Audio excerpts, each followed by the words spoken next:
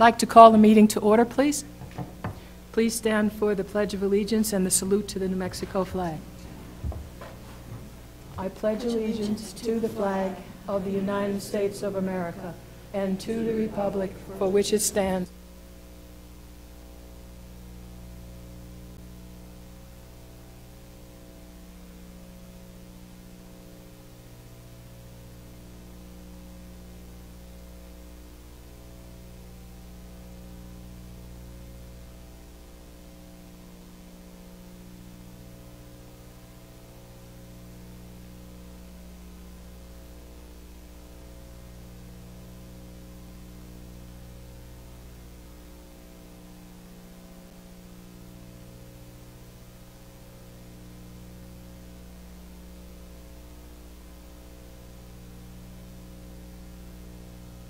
Can I have a motion, please, to approve the agenda?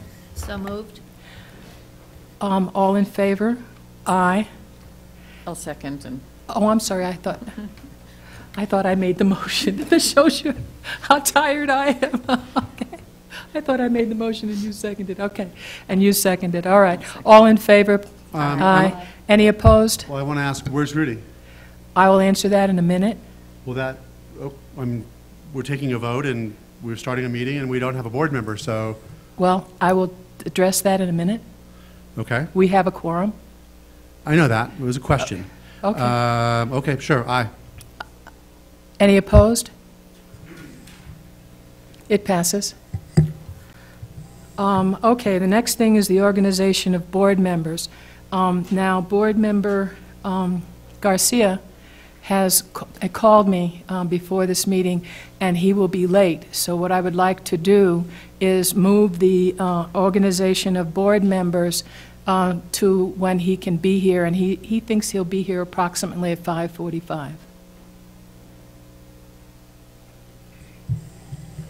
That's fine, but then we would have done that, we would have amended the agenda to reflect that before voting on the agenda. Yeah, That's I why know I was that. curious. It doesn't really matter. Okay. So we're going to move that until he gets here, okay? And we won't stop what we're in the middle of, but unless we're in the middle of strategic planning. All right. Board announcements. I'd like to introduce the interpreter. Good evening, Superintendent, board members, audience. My name is Alma Bejar. I will be doing the translation services in Spanish. Buenas tardes a todos. Mi nombre es Alma Bejar. Voy a hacer las traducciones en español. Si gustan mi asistencia, voy a estar hacia atrás. Gracias. Thank you. Are there any board announcements? No board announcements. Let's move on to superintendent announcements. No announcements. No announcements? Okay. Let's move on to public forum, please.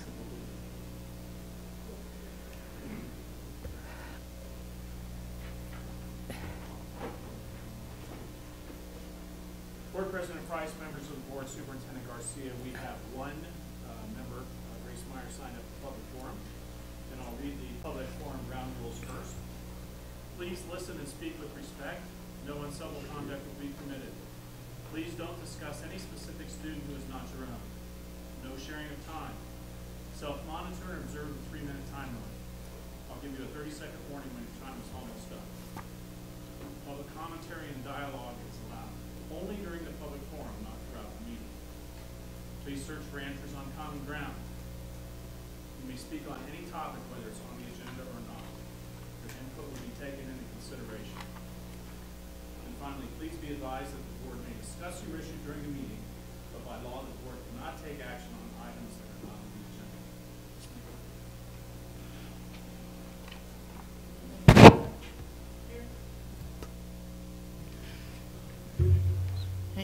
Awesome.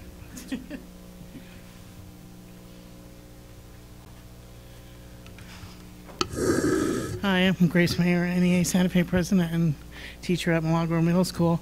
I'm actually speaking as the president. I wanted to talk about a few things, one of which is the plan, the budget schedule that's being presented, and The plan that starts this process in March with individual budget reviews in different schools. I'm asking again that the board consider sort of delaying some of that until after April when we start bargaining, so that we can look at some of the ideas that we're generating from some of the conversations we're having to increase salaries to not only maintain employees but to also recruit employees. We have, I believe, 33 vacancies this year currently, and that we'll be looking to fill. So we need to make our tables more attractive, and in order for our tables to be dealt with, we also have to consider positions that might be eliminated, so that schools may not know if we agree to that afterwards, of course. If we go too soon to the schools and ask for positions that, if they ask for positions that are granted, then it sort of is going to tie our hands in bargaining, to have to go back to them and say, well, we've eliminated those or some other things in order for to push money into the tables to correct some of our tables that have been running flat for a while. So we are going to get an increase from the legislature. However, it's not going to cover what we need to do to really ensure that we can attract new energy to our schools and also maintain the staff that we currently have. We have staff that's leaving even up to 10 years into the district because we're not competitive with wages around even the vicinity. And I've given you some information about that. But in order for us to do some of that work, I think it's premature to have all of these budget defense committees and reviews of different schools do that work in a micro way instead of doing the macro work of the entire budget and trying to see where we can pull money into the tables and really see everyone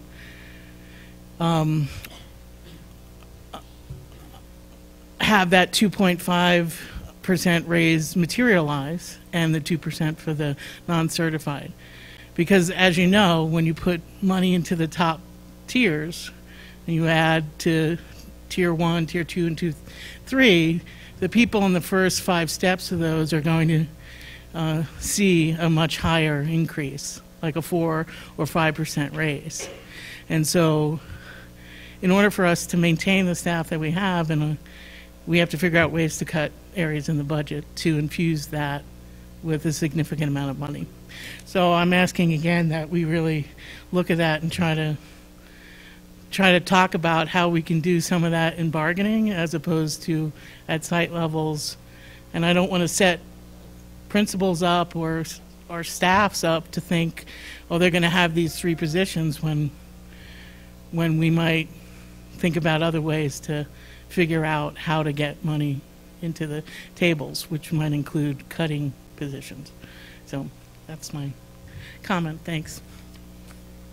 Can I just ask, I probably missed it in the beginning, Grace. When did you say in April you were going to finish with bargaining?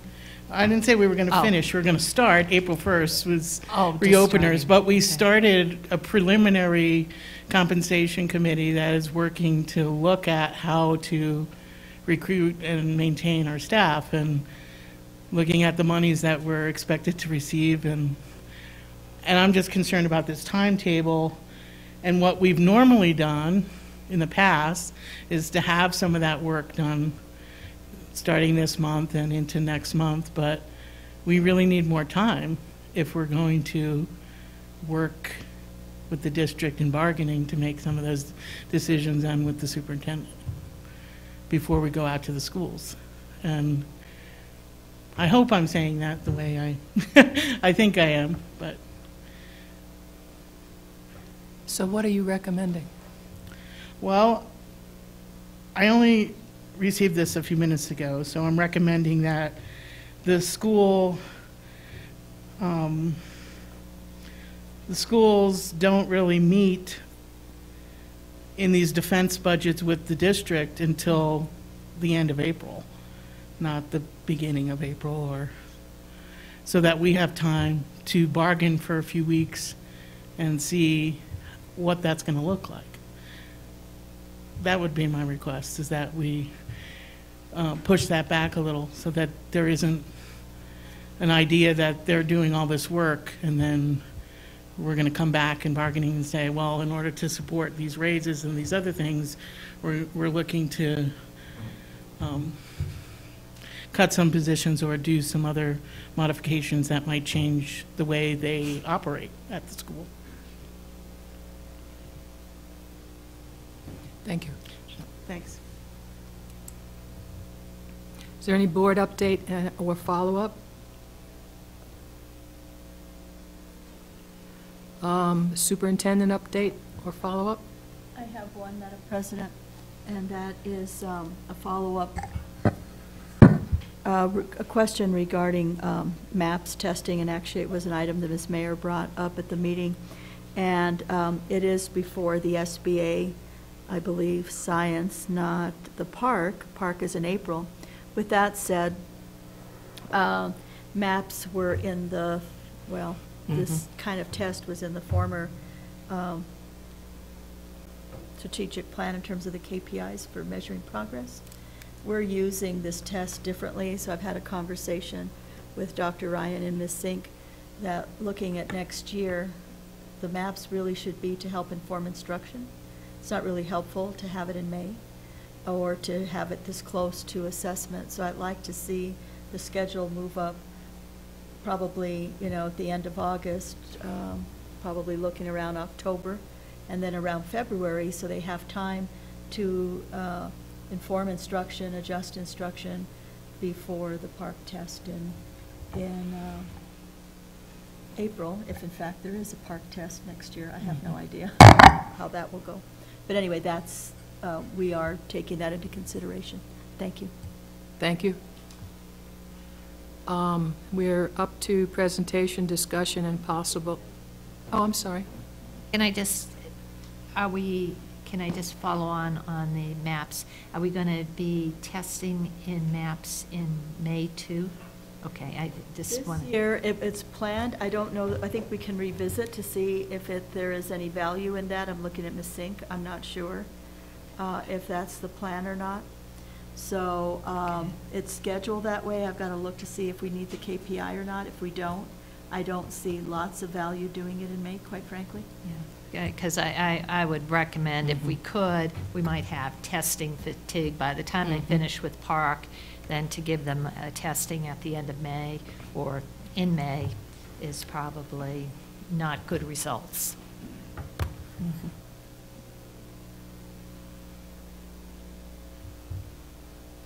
Moving on to presentation. The first one is the Finance Subcommittee.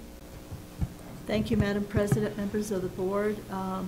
Our Chief Financial Officer, Carl Grenler, will be leading this presentation. And so if you would like to start, I think we're going to start with bond sale and finance plan update. You bet. Thank you, Superintendent Garcia. President Price, members of the board. Tonight we're going to go through several topics fairly quickly with the information we have. But before we start, I wanted to mention that you all have binders, Yes. which will allow us to be, as you might remember, I used to call this commonly organized. As we go through the budget process, there's plenty of room in here for other things as well, and we'll update the table of contents each time as well. So we start with the presentation in December, and then the budget process, which took place in February, the legislative update at the board meeting recently, and then tonight, which is tab number 4, is the presentation and the attachment from on our bond sale that RBC will be making here in a moment. Also in tab 5 is a presentation that we received at Winter ASBO, actually from Eric Harrigan is our bond advisor here from RBC tonight. We'll be presenting in a second. But his boss, the head of the office, the RBC office in the state of New Mexico, Paul Cassidy, who some of you know, presented this presentation to Winter ASBO. And this talks about all 4 of our capital funds. Talks about the 2 mill levy funds, Go Bond, and ETN, and it's the best presentation I've seen on these topics. So I'll just offer that up for reference and perhaps any questions, and particularly for new board members to get acquainted with the nuances of the various funds. Now, is this, in the past, the binder was for us to take. Is that, do you want us to take it, or do you want us to? President Price, leave it here? you're welcome to take them. Thank you.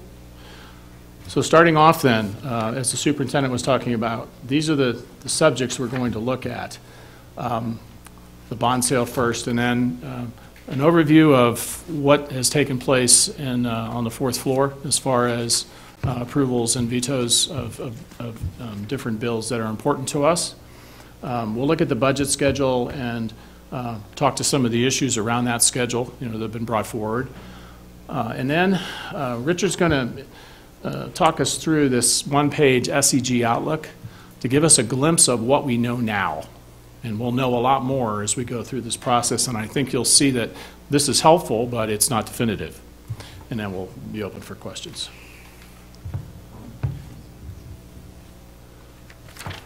So moving to the bond sale, Mr. Eric Harrigan, our bond advisor for a number of years now from RBC, and you have an attachment in your book that he'll be going through.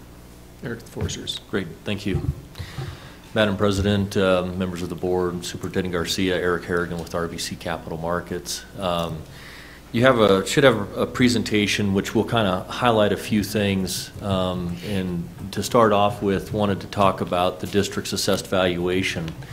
And this is important for a couple of reasons. One, it drives the amount of debt that the school district can have outstanding at any particular time. It's set at 6% of your assessed valuation, and then it also drives how much debt can be retired given the same tax rate. And so for this current tax year, the district's assessed value is $6.4 billion. And what's kind of note here is that this is the first time that the district has surpassed the $6.3 billion value since 2010. So it's taken 7 years for the district's assessed value to recover due to the financial housing crisis and due to the reevaluations from the county assessor.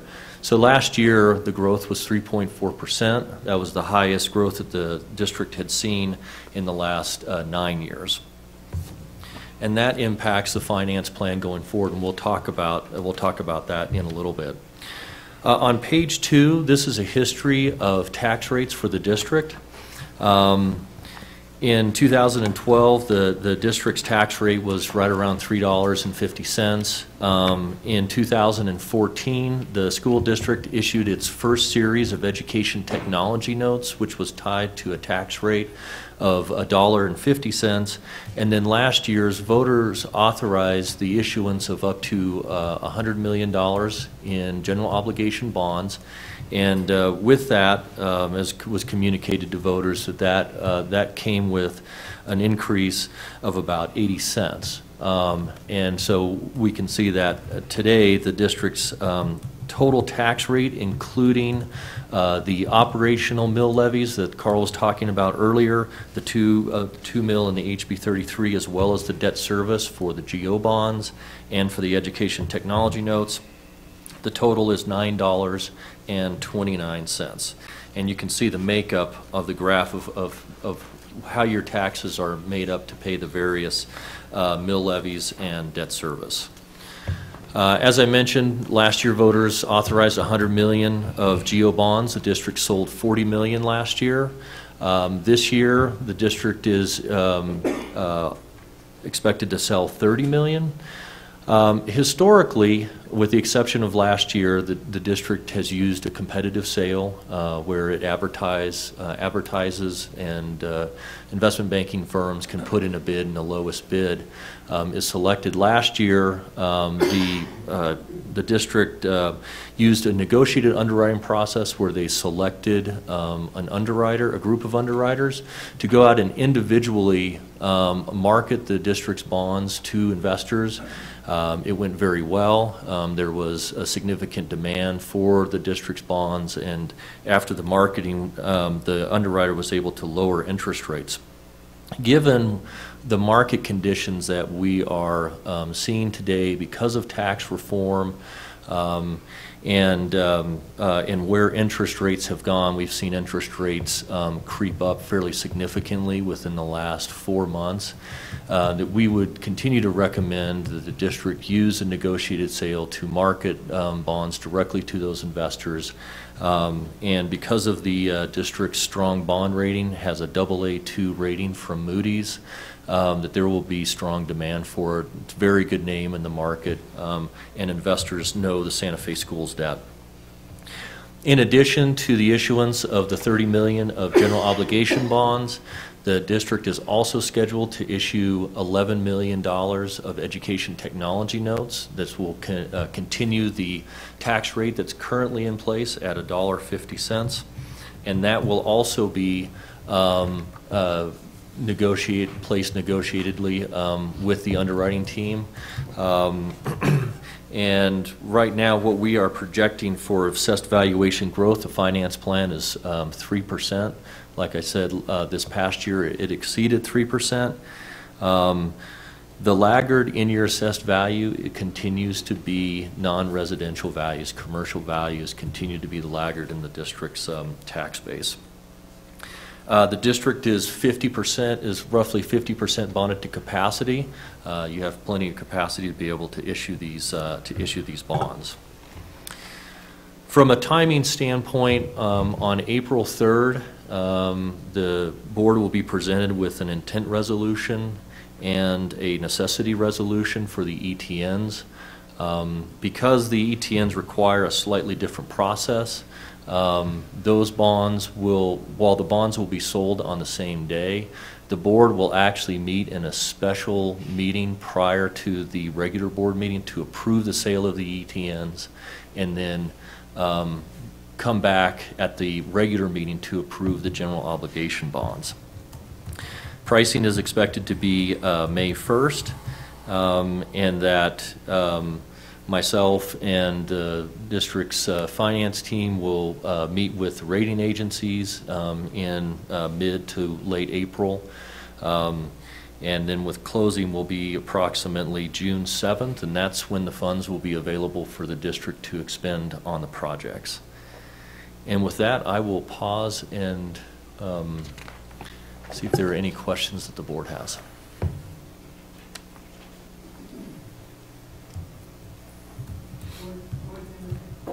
Sorry, Board Member Carrillo?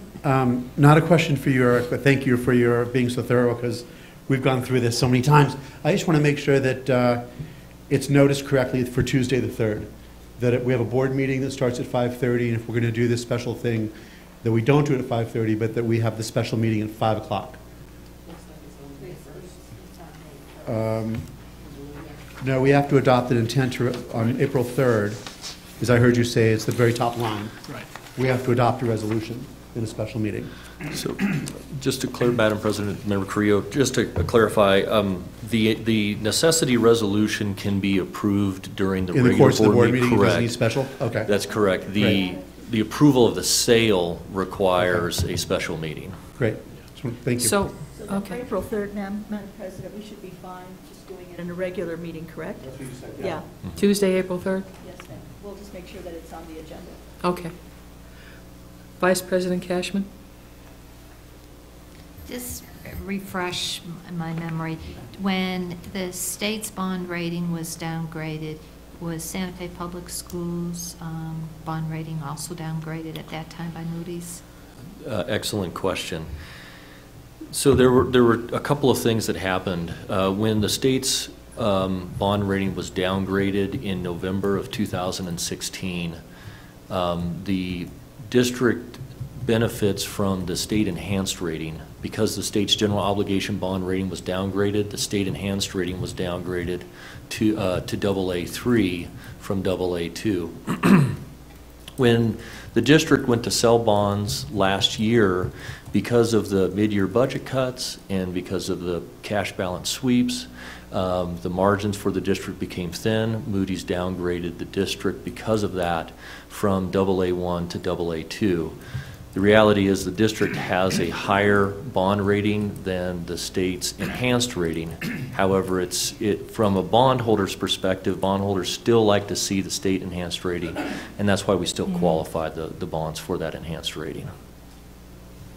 Board Member Cashman. So just to follow on, so what do we need to do as a board to bring our rating back up? Or is there anything that we can do? Well, that's what I'm thinking, but how much would we, and when would that be looked at again? It would be a multiple factor. One, because the district saw declining to stagnant, growth in its value. If there was significant growth in the district's value, as you saw back in 2006, 2005, 2007, that would be one factor.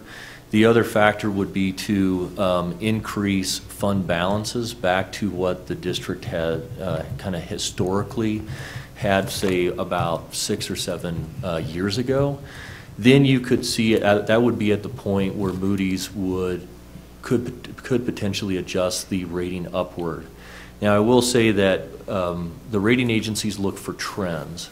So if you just added a bunch of money to your fund balance one year, they're not automatically going to upgrade you. They're looking for a trend of consistently adding, funds to your fund balance. The other part to that, which is completely out of your control to a certain extent, is your pension fund obligations. Moody's is looking at that very seriously, and those pension fund obligations continue to grow. Mm-hmm. Now, while they're technically an obligation of the state and the ERB, they do look at it as an individual governmental entity obligation, and so as that widens, they continue to look at that. Is this a follow-up? Yeah.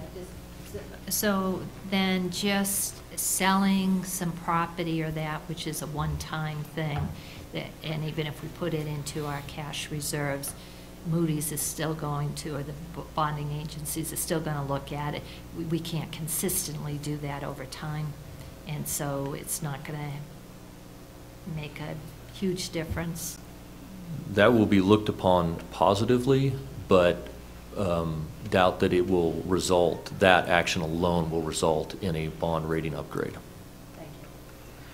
Secretary Noble. Are you satisfied with the job Moody's is doing as a rating agency? Basically, the city of Santa Fe actually dropped Moody's for the scenario you just described, in that they were considering a pension obligation solely on one entity, even though it's a shared pension obligation. That is a great question. I can say that Santa Fe County dropped Moody's as well. That was semi-related to the pension obligation. I will say, though, that S&P is now looking at this very, very closely. And rating agencies, mostly Moody's, but S&P as well, they are now starting to talk about putting aside what are called tread water payments, meaning that enough money so that your liability doesn't continue to grow. And so right now the S&P's rating is the same as Moody's. Last year, in evaluating whether or not to, because historically the district has used both Moody's and Standard & Poor's, in evaluating the benefit, we went just with Moody's without having to incur the additional cost of getting a bond rating from Standard & Poor's at the time. And what was that decision based on? The decision was based upon the fact that if the district got an S&P rating, that it would not hurt or benefit the actual pricing of the bonds. Mm-hmm. And when the district goes out to get a bond rating, that cost can be, in the neighborhood of $35,000 to $45,000. So the district looked to save that issuance cost from having to get a secondary rating. I'm wondering why Moody's rather than S&P, if you were going to choose one. Moody's more than S&P because of the state enhanced rating.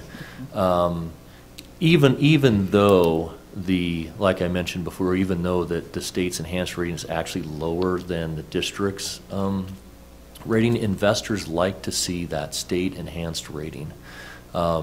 S&P does not have a similar program or rates the program that the state of New Mexico has, which is if you have a third-party paying agent and registrar and there is not sufficient money in the debt service fund to make the debt service payments, the state treasurer will deposit sufficient monies to make that debt service payment, and then the SEG money the following year will be withheld to reimburse the state treasurer for that payment.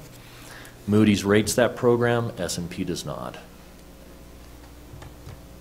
So in short, the judgment call was that Moody's has a better system for our unique needs.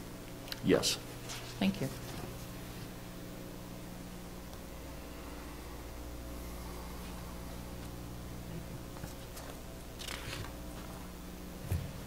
All right, we're ready to move on? Thank you, Eric. Second category is a legislative update. I think we're all familiar with some of these items on here, but some may be a little bit of a surprise. The prior year data for school distributions on HB 48, this is a capital outlay technicality where they're using averages rather than just 1 year of data. So it really doesn't affect us since we don't participate in major distributions of capital outlay from the state. The one that really impacts us is HB 98, which is the Consolidated Elections Bill, which the governor signed. And this one, it's a 300-plus page bill, so there may be some nuances we're not fully aware of yet. But our understanding from the bill is what it requires is for school districts and community colleges to join an election in the off election years in November. So our next election would be November of 2019. So that would mean board elections, that would mean bonds, and in that year, ours is the ETN.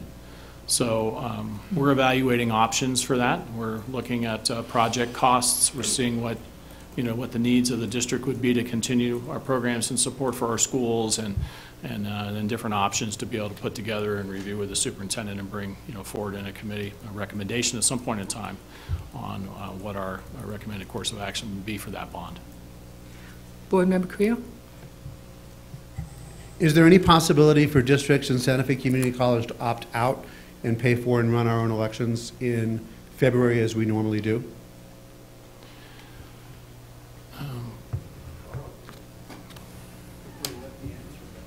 Oh, sure. This is Art Wonders.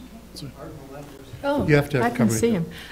And the reason I ask is because my concern is that with the elections in November, every Tom, Dick, and Harry votes, well, 30% of them. And I think it could hurt us in the sense that there are plenty of people out there in the community that when it comes to any kinds of bonds, just go, no, no, no, no, no, just as a matter of their own personal tax policy.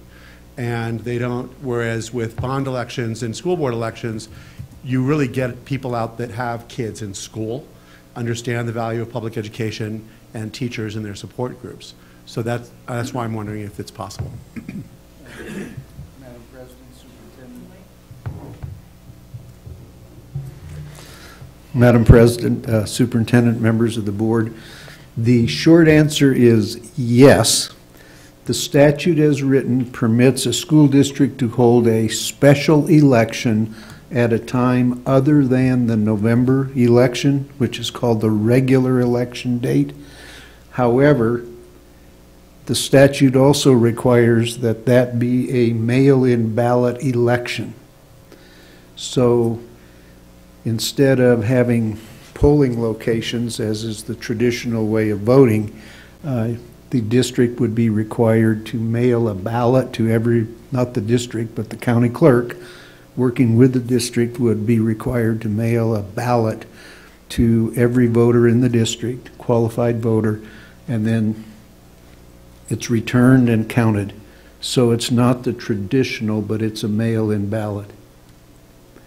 And That is still, that is possible, however. And is there, like, they mail the ballots and they all have to be mailed back between, like, a 2-week period, or how is that? Yes, set up? there is a specified period, and it's more like 3 weeks. I'll have to go back and look at the exact wording in the statute, but the county clerk mails them out, and then there's self-addressed stamped envelope, really.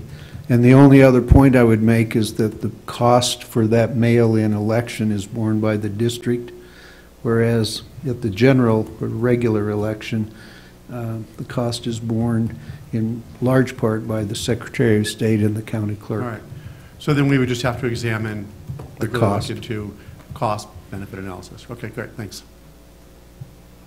Vice President Cashman? And is that just for our bonds and HB, but school board, that can't be done can it be done on the mail-in, or is that? No, Madam President, Superintendent, that's only for ballot questions. And so the candidate election must be in the November timeframe.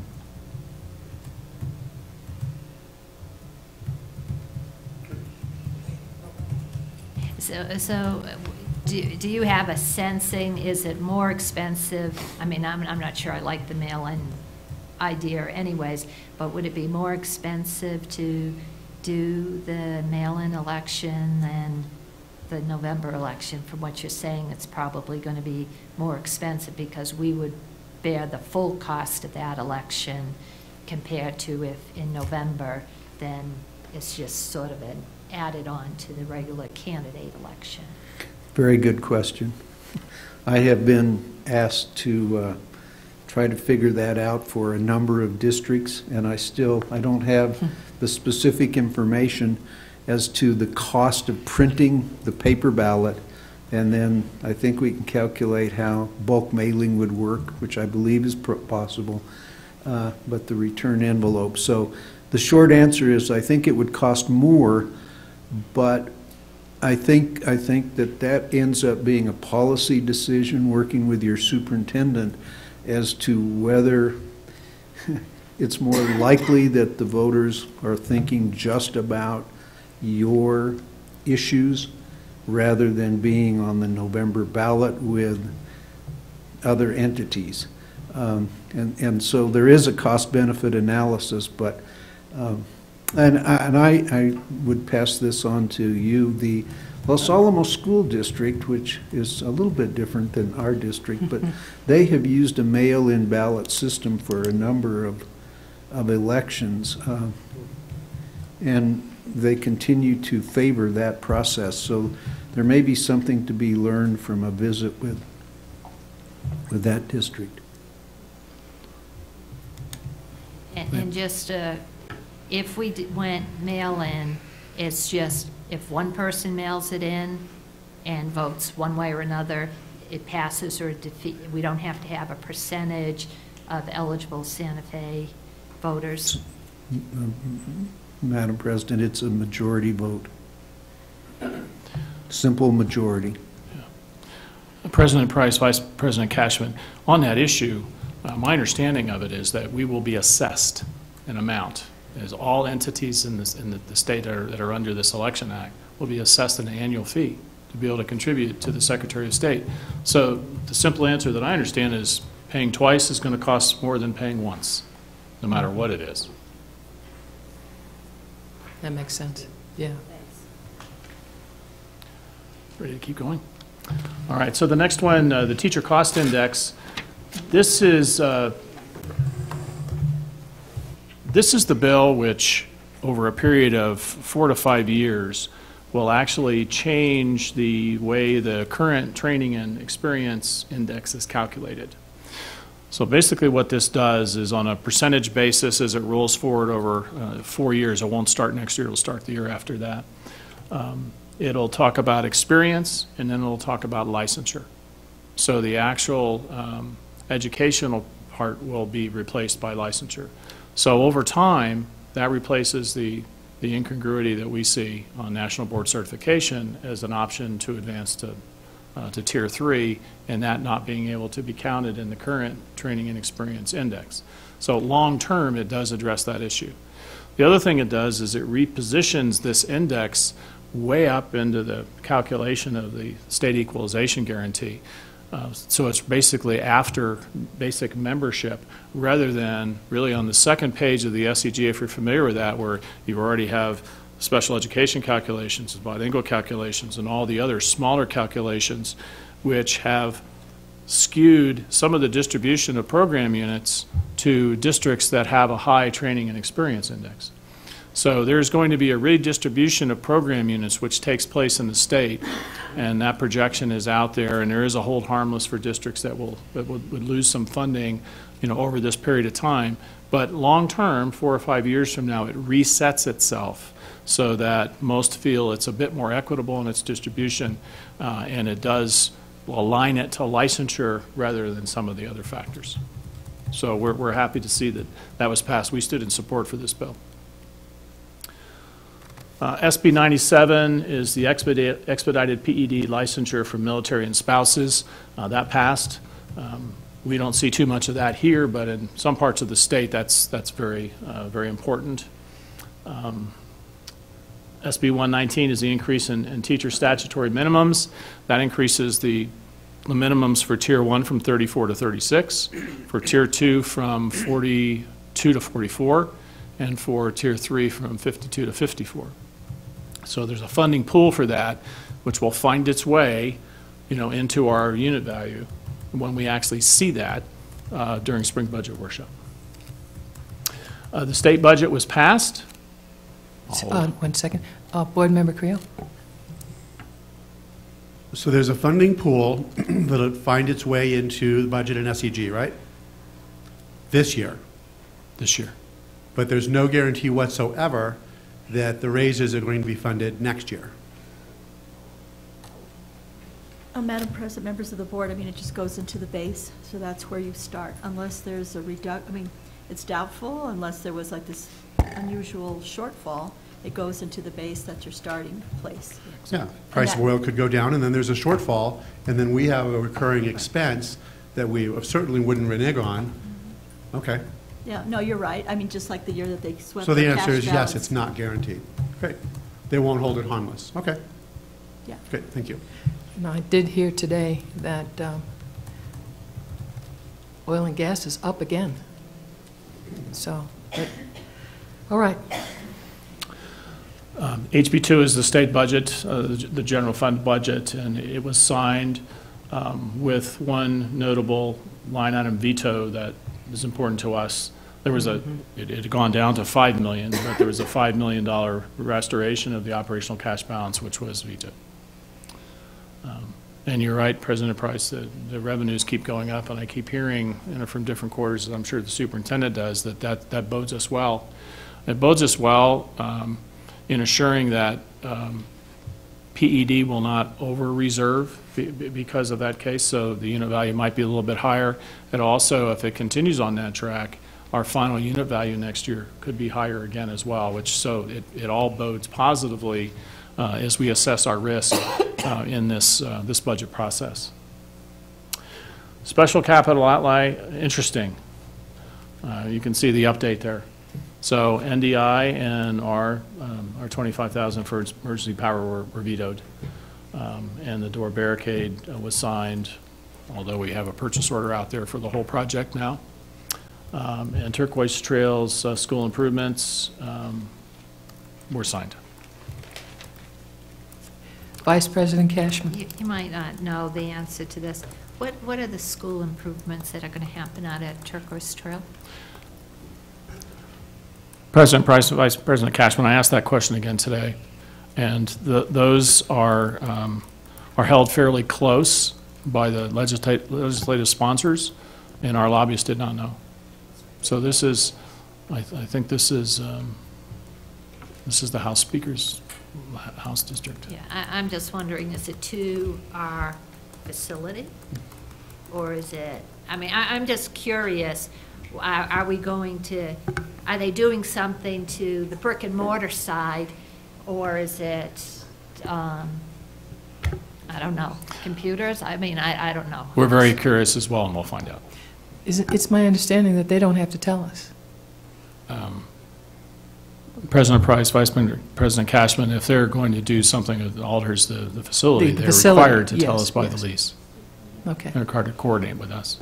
Board Member Carrillo.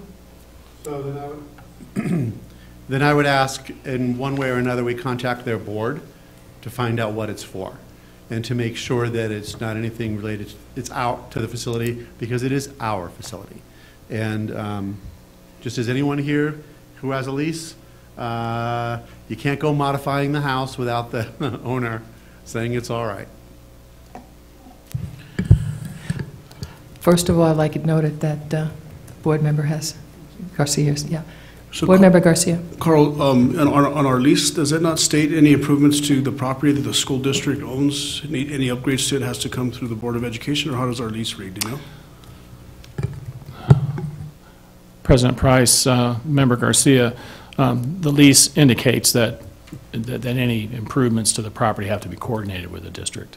So, our expectation would be they would coordinate it with our chief operating officer.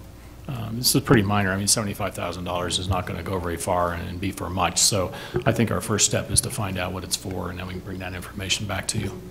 And then also just keep in mind that's it's still really early, because those grant agreements from PED obviously probably won't come in till, what, August, September, October, hopefully?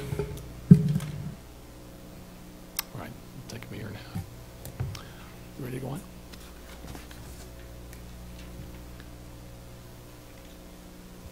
The next topic is the budget schedule, and we'll attempt to address some of the thoughts that the NEA president shared as well in this mix. This is a very interesting process. We're not the only ones that do it this way in the state, but we're by far not the majority that go through this level of detail and this level of work with our schools and our school advisory councils. So we are working right now on completing the projections, the student enrollment projections for next year, and modifying those to be able to support the different changes that are going to be taking place that we're aware of. And so we're completing the models, the allocation for the schools, and the models that the schools will have. Now, these models that the schools will have, they're it's a huge Excel model. I'd be happy to show it to anyone who's interested. But there's 4 tabs to it. One of the tabs is the enrollment, so the principal will be able to share with their SACs what the enrollment is. The second tab is how the allocation, the base allocation, was developed, so they can review that with their SACs. And of course, that's based on their students and their weights, their grades, free and reduced lunch, ESL, that type of thing. And then the third tab is the big tab, which is the operational budget, where the schools buy the resources which have to meet state statute, the collective bargaining agreement requirements, and board guidance for the operational budget. The fourth tab then is other funds. So this is where most of those resources, those teaching resources, or the resources that are teachers that do not have students associated with them, that we've been talking about in our compensation task force that need to be evaluated for a number of reasons. Are we getting the best training that we can, or is the model that we use for our digital learning coaches with a district supervised and training provided model better? We have a number of classrooms that are not sourced with a full-time employee teacher. And we also have the challenge of continuing to do what we can on our salary schedules. So that review is in parallel and underway, and we will not be determining that in detail during our budget meetings to allow for this conversation to move forward, both with discussions of strategy with our deputy superintendent, those recommendations to the superintendent, and then how that works out in our negotiations with the bargaining unit. So I think we can accommodate those challenges on this schedule. The schedule would be very challenged to delay it much more in order to get everything done during the month of April. So we can see that what we're planning to do is have the summit with our school advisory councils on the 26th, and this is a big meeting where all the schools are represented, and principals bring their teams, and we go over the challenge that the school advisory councils have and suggestions we have for them to move through the process, and some key items that are more logistical on how to move through the models and how to review what is in front of them. Then we have a number of drop-in sessions, we call them, for principals, and we always have new principals. I think we have 8 or 9 this year, that this will be their first time going through the process, where we'll spend a lot of extra time with them, helping them through the process before they actually meet with their school advisory councils. So we see that there's work in parallel that will take place when we're at Spring Budget Workshop in Albuquerque from the 4th through the 6th of April. And at that, we expect, the key announcement to be what the unit value is. It's always the big deal, because in that unit value is all the mandatory additional funds and then any additional funds that might be there. And then that rapidly turns into what the Public Education Department provides us, which is our state equalization guarantee for our district. Now, Richard typically nails that within dollars based on what our 80th and 120th day submissions to the Public Education Department are, but there's always some differences. And so when we have that information, then we can really find out with more granularity what our situation is. And you'll see when Richard talks through this slide here in a moment that we have kind of bracketed it right now, but that will be a very key meeting. So as we move through the rest of the work, the negotiations start where there's no doubt that those compensation issues which we started are going to continue in earnest to figure something out which is a bargain solution and is more strategically generating results for us. And then the schools meet with their school advisory councils during that week. We're at Spring Budget Workshop, and then they have to complete by the end of that week, and then they come back and we have 28 meetings. And those meetings we go through what they have selected in that tab 3, which is their shopping cart for, again, the state requirements, the collective bargaining agreement requirements, and board guidance for the operational budget. So the other funds, where most of our teachers are right now that are teacher certified, that are not teaching children, are really, most of them are funded by grants, not all, but we'll be very cognizant of that as we go through this process to allow for the discussions that are important to take place in bargaining.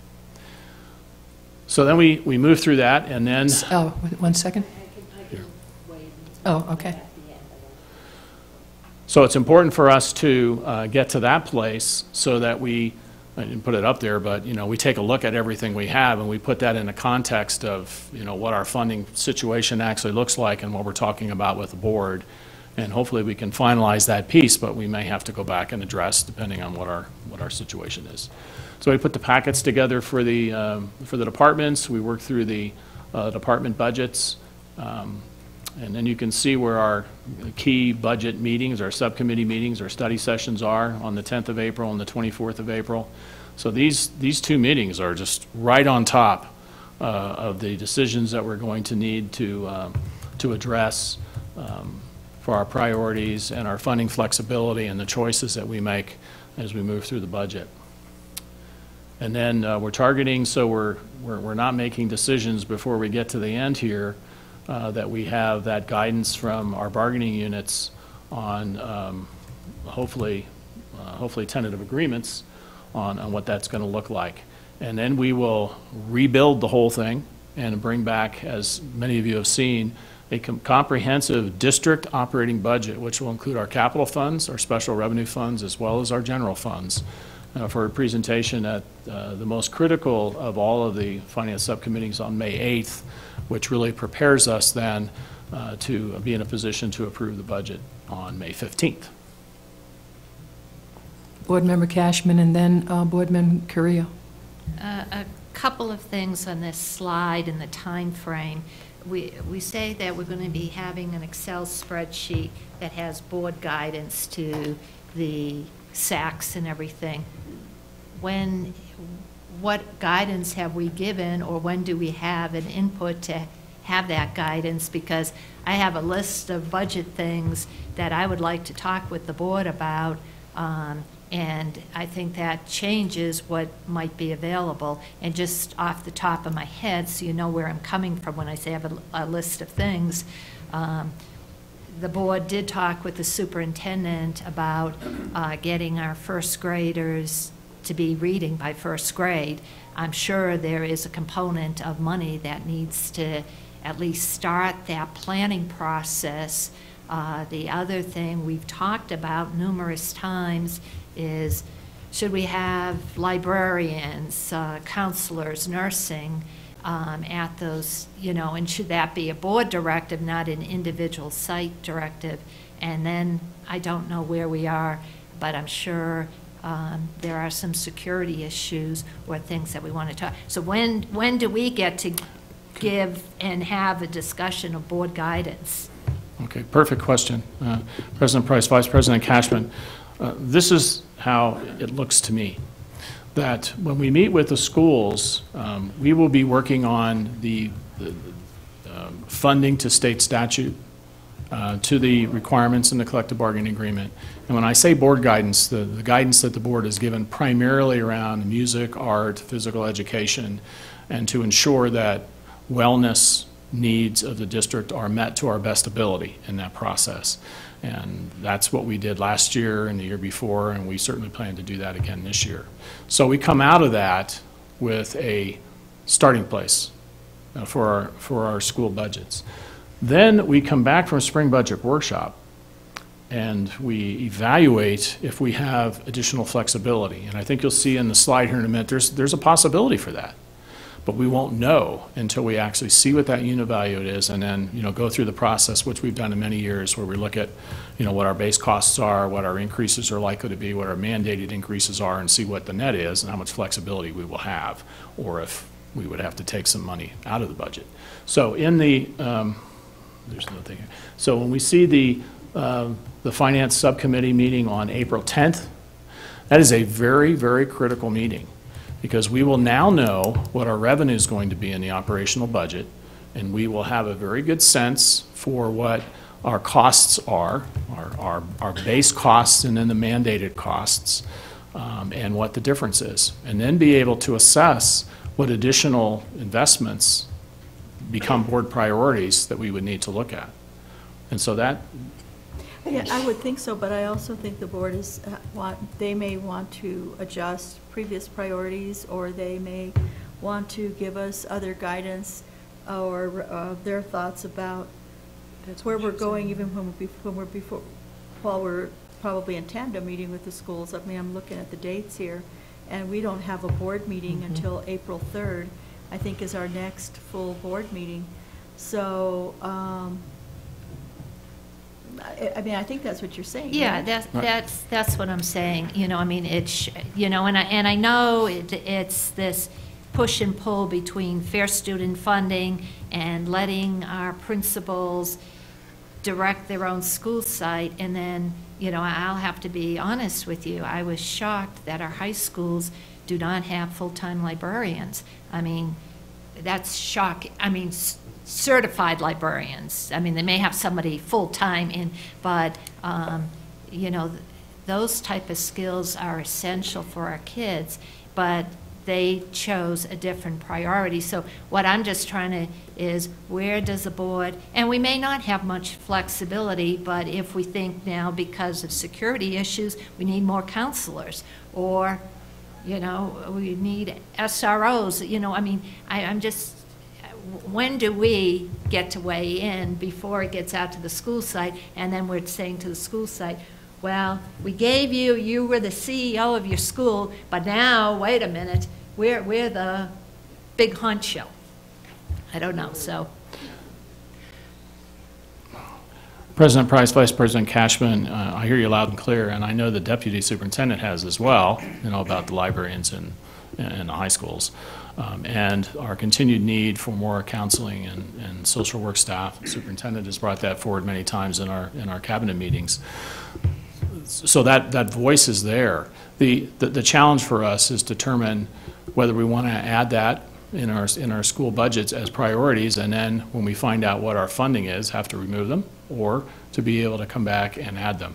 One or the other, we're going to have to reconcile with our resources and balancing with priorities. So either way, maybe in partially both ways, that's our process of discussion at our study sessions, just to come to that, best balance.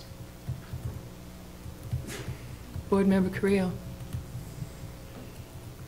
So I would say, Board Member Cashman, that it would be a good idea, if not in a meeting before April 3rd, but on April 3rd, that you or we add to board discussion specifically those things. Let's discuss counselors, let's discuss security, let's discuss PE, or whatever it is that needs to be actually discussed, and that in that particular meeting, that discussion not happen at the end of the meeting, that discussion happen at the beginning, so the public can actually hear us talk about issues and priorities, as opposed to it being maybe at 9 in the evening when they're all kind of tired of everything. So that's one thing that I would definitely do relative to that. Certainly we can bring up. Mr. Carrillo? Excuse me? You may when I'm done. Point of clarification Sure. on that thing you just said, if I may. Sure. So would we just put it under board discussion, and then at the meeting you ask for it to be brought up, or you want a different, like a? Well, my suggestion is it would be an agenda item, but this particular board discussion agenda item would be a standalone early in the meeting, maybe after public forum or after union update or something. So it's early in the meeting, so the public can see us working together, because so often they don't, because a lot of that stuff happens late at night. So that's what I envision. The other thing is, it would be interesting to know, and I don't even know if you have this for this evening relative to counselors, because we have the opportunity tonight when we talk about the strategic plan to bring some things up. But what are the industry recommendations? I think it's 1 per 250 kids at the high school level, but what is it at the mid-school level? What is it at the elementary level? I'll check to see what it is, but I think it's much higher than 1 to 250. I think it's more like 1 to 400 or 1 to 450. So because that really helps us address issues of student wellness. And so I think, so we'll look at those, but I think we're below the industry standard, I think. Okay, but I mean, that's something we want to look at as well, because if we're making the wellness piece kind of the linchpin of the safety and security piece, then it behooves us, regardless of what the industry standards are, to do what we believe is the right thing to do. And that'll be budget as well. I think as we look at elementary and middle school too, I don't think, some choose to have full-time. Well, this would be, okay, they wouldn't get to choose, okay? Either we make it a priority or we don't. There are some things that are not options. And I mean, around the country, it's been identified that student wellness, in particular bullying, risk factors, all these things start at the elementary level. My volume's going up because I'm passionate here and I'm pissed. So some things do not get to be negotiated by principals, okay? Now, if we don't want to make it a priority, that's fine, but we have to own it. If we're You mean principals or SACs? SACs, well, yeah, SACs. Okay. Thank you. If we don't want to make it a priority, then we have to own it, that we're not addressing what is the clearest need relative to student safety, right? So, I mean, and that's at the elementary school level as well, because that's where the risk factors first present themselves. And so, relative to these dates, and I appreciate very much, Ms. Mayor, what you were saying, but I know that when you look at the crunch of budget and what has to be done by when you back map it from our budgeting approval of the 15th, it makes it very hard. And so relative to the strategic plan, because, right, our strategic plan is going to guide the budget. I mean, those things that we determine to be goals, those things that we determine to be deal breakers. So my sense is we need to approve the strategic plan by April 17th. At that Tuesday, April 17th meeting, we need to approve it. What are your thoughts on that? And then if we do need to approve it then, that means there probably needs to be an additional meeting even after this one where kind of a final draft is presented and tweaked. And what are your thoughts there? Well, we had originally had a much later date that you all had agreed to on the strategic plan. The goal areas, I mean, they're done. A lot of the tactics are done. So the plan as a whole, you know, as this beautiful, gorgeous document, wouldn't be ready till June.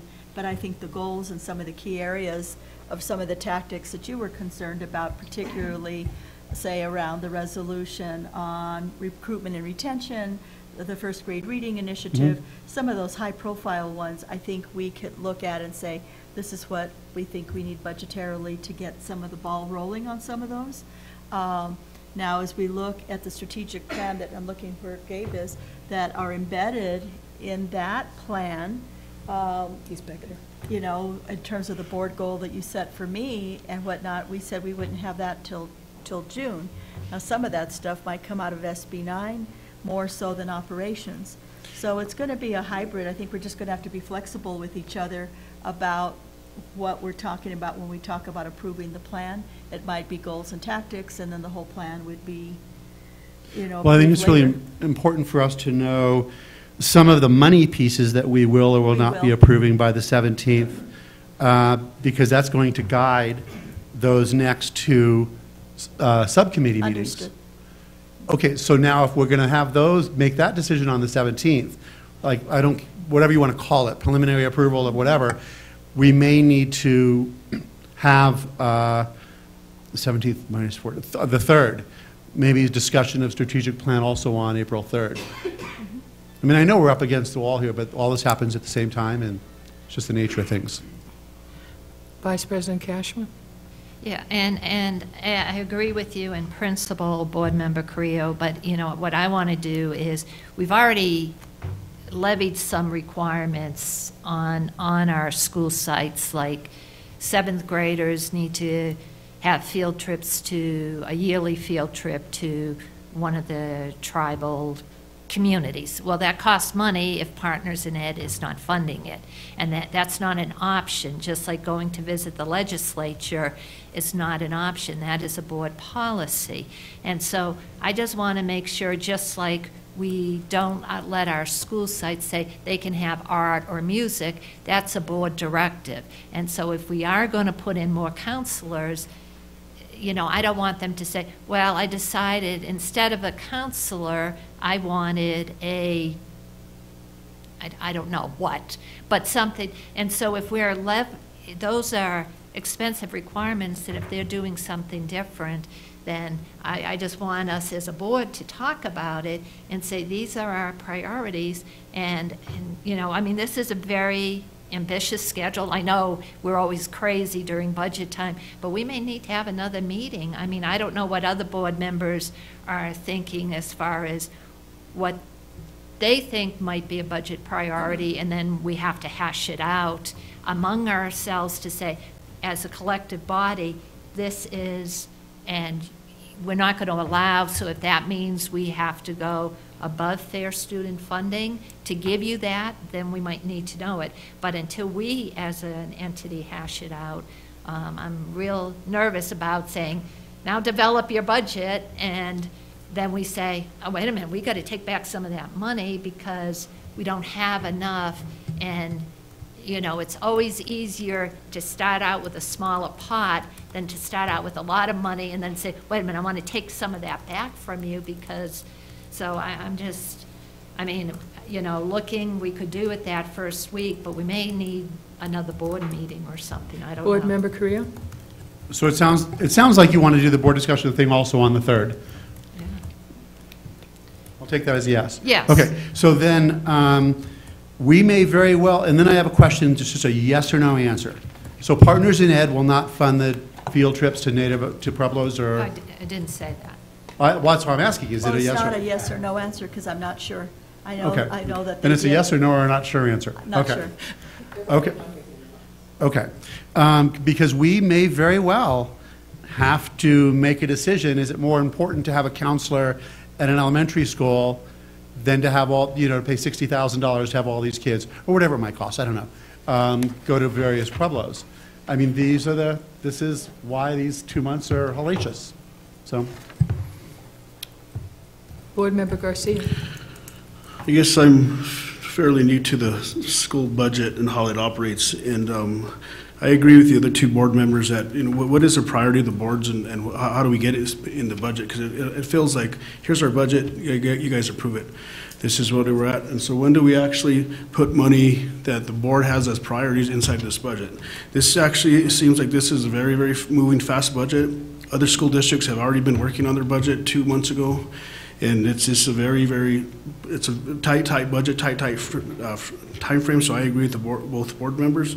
Some of the other things that I'm interested in, this is kind of the challenge I've had because I haven't sat down with you, Carl, is regarding like this cash balances that we have. Where are the cash balances at? Where do we have them invested at? Those are things that I would like to sit down with you or the superintendent and go over this stuff. Also, whenever we have a budget at the county, we actually have a pie chart that actually breaks down the pie and has how much it comes in from every single resource that we have, how much it comes in. I know sometimes it's a little difficult because it's estimated based on PED or based on the previous year, but that would actually, so when I need to sit down with you and talk to you and the superintendent, how much money is coming in, whether it's approximate or not, how much money is out there, where the cash balances are, all that stuff works. Board Member Carrillo? Just so, and because you weren't sitting here then, we have all that. All that's been presented to the board, and you'd benefit from probably at least a 4-hour meeting with Mr. Grunler and Mr. Halford because there's so much. But they've been working on this and presenting it to us since November. Just so you know, it's not like we're lollygagging and the county and others have been ahead. No. We're way ahead of the game. And I just wanted you to know that. Yeah. Yes, sir. President Price, members of the board, superintendent, what I'd like to mention is during the fair student funding meetings that we have with the principals and their school advisory councils, there's experts from the district around the table. All right, the deputy superintendent is there, business services is there, human resources is there, and student wellness is there, as well as special education. And student wellness, it's the student wellness director and the lead nurse. So the schools do not have the choice of moving below the minimums that are necessary to support the schools. Just like they don't have the choice to move below the other board guidance areas, which are core music programs, art programs, and physical education programs. So there's really very little flexibility that the schools have, but oftentimes that little flexibility is turned into something actually quite important in the schools. So it's not something to be dismissed. But the whole team supports the principal and the SACs in putting that budget together.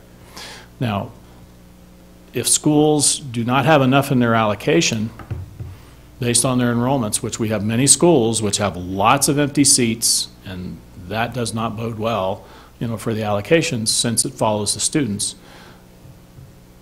The requirements for that budget move right through their allocation.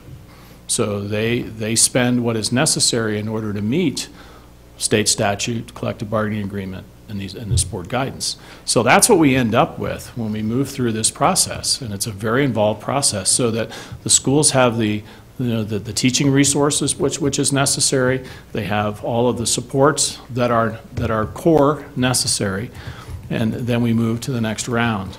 And so as this is happening, we're going to be finding out what our flexibility is. And with that, you'll see on the next two slides that this is all going to be about an iterative process of discussion as we move through the understanding of what we want to make as priorities. And I think we all have a sense for what those are and what our resources are going to be, and then the choices that we'll make. And so that's, if I can look at the next slide, I mean, this is exactly what we're talking about, I believe, in maintaining the flexibility to align developing board priorities with a strategic plan and clarifying the resource availability. All those have to come together. Then we know that a significant priority of the district, based on all that's happened in all of our discussions, and we're all feeling this and have different thoughts of how we can contribute to this, is the second bullet: prioritize school safety and security and student wellness support, because they go hand in hand. So what can we come up with? What flexibilities will we have? If we have additional resource that we can commit and invest in a different way, will this be our top priority? You know, that's what the board will be working, you know, to provide us guidance, and we'll be working to provide you costs of what different options might be. And then really critical is how are we going to support our negotiations and our employees in this whole process, as compensation is, it's our number one issue. Our people are our number one issue. If we don't have, you know, our people in a good place and in a better place, then a lot of the rest of it is diminished. So all of these things are critical, you know, as we move the process. So we wanted to point that out, that we're well aware of that, and we're very open, you know, to those conversations on an iterative process. Vice President Cashman. I just want to make sure that you don't hear one or two board members speaking and you think that's the board's priority, because until we have this discussion and we do some horse trading, it may not be. I mean, I know that I'm very vocal on what I want to see happen, and I think I'm right, and everybody's going to agree with me, but they may not. And so, you know, somebody may say, to me, a counselor is more important than an instructional coach. And the staff may say, wait a minute, we're not, you know, so I think we just need to have that discussion sooner rather than later. And what I gathered, if I may, is that we said we're going to look, well, you suggested, and I think the board agreed, that we were looking at April 3rd to have that on as a discussion item early on the agenda. But one thing I do want to clarify, I think I've been here, what, 18, 19 months? We've been moving with the principals on, you know, whether we're looking at alignment, people not buying this, that, and the other, that we're a school district. They do have autonomy. We try not to macromanage, but I've stayed away from the term CEO because they're not CEOs. They're principals in the school system that has priorities. You know, the board sets policy. It's not like they're individual, you know, groups able to have their own governance structure and set their own policies. They don't. And so there is a balance about setting a direction, but the reality, when we looked at fair student funding, because of the money that is there, the schools with the higher need would have gotten more money anyway because of Title I and whatnot, right? But as we look at our schools that are small population, or a school like El Dorado, we wind up having to supplement their budgets anyway because they don't generate enough to provide the basic program. So in a way, I think conceptually it's a great idea, but when you try to apply it, it doesn't really work out the way you think it would. So I think we're kind of shifting trying to find that right balance between their autonomy and what the SACs think is important, but also what we strategically believe as a board and as a district makes the most sense for all of our kids, regardless of where they live, the services and the program they get. Here, here. Board Member Cashman, and then, I'm sorry, Vice President Cashman, and then Secretary Noble. And so just a follow-on, and I agree that some schools, through no fault of their own, don't have enough student population to give the basic services, and El Dorado is one of those, very fine school. But the other thing that I'm concerned with is, you know, we've got a new school coming online, Milagro. We have made some commitments to that school community, and we're going to have to probably infuse some extra cash into them. And so that wouldn't be, that's SAC, they're just going to be getting, you know, you have X amount of students and your population looks like that. So that's all. I'm just trying to have us all talk about it so we're all, you know, on the same page. And we'll take that into consideration when we bring to you that information on April 3rd. I think the other piece that the board discussed, I don't remember if you took action, but we did discuss it, and that was for Milagro as they move in, that we were going to add 5 days to the teacher contract at the end of the year so that they would have time to go into the new school, get their classrooms ready, be acclimated and ready to rock and roll when school started. And so we need to budget for that as well. And it's a conversation Mr. Grindler and I have had based on, I know you didn't actually vote on it. No, we didn't. But we will bring that to you when you approve the budget, or at least for discussion on April 3rd. Secretary Noble?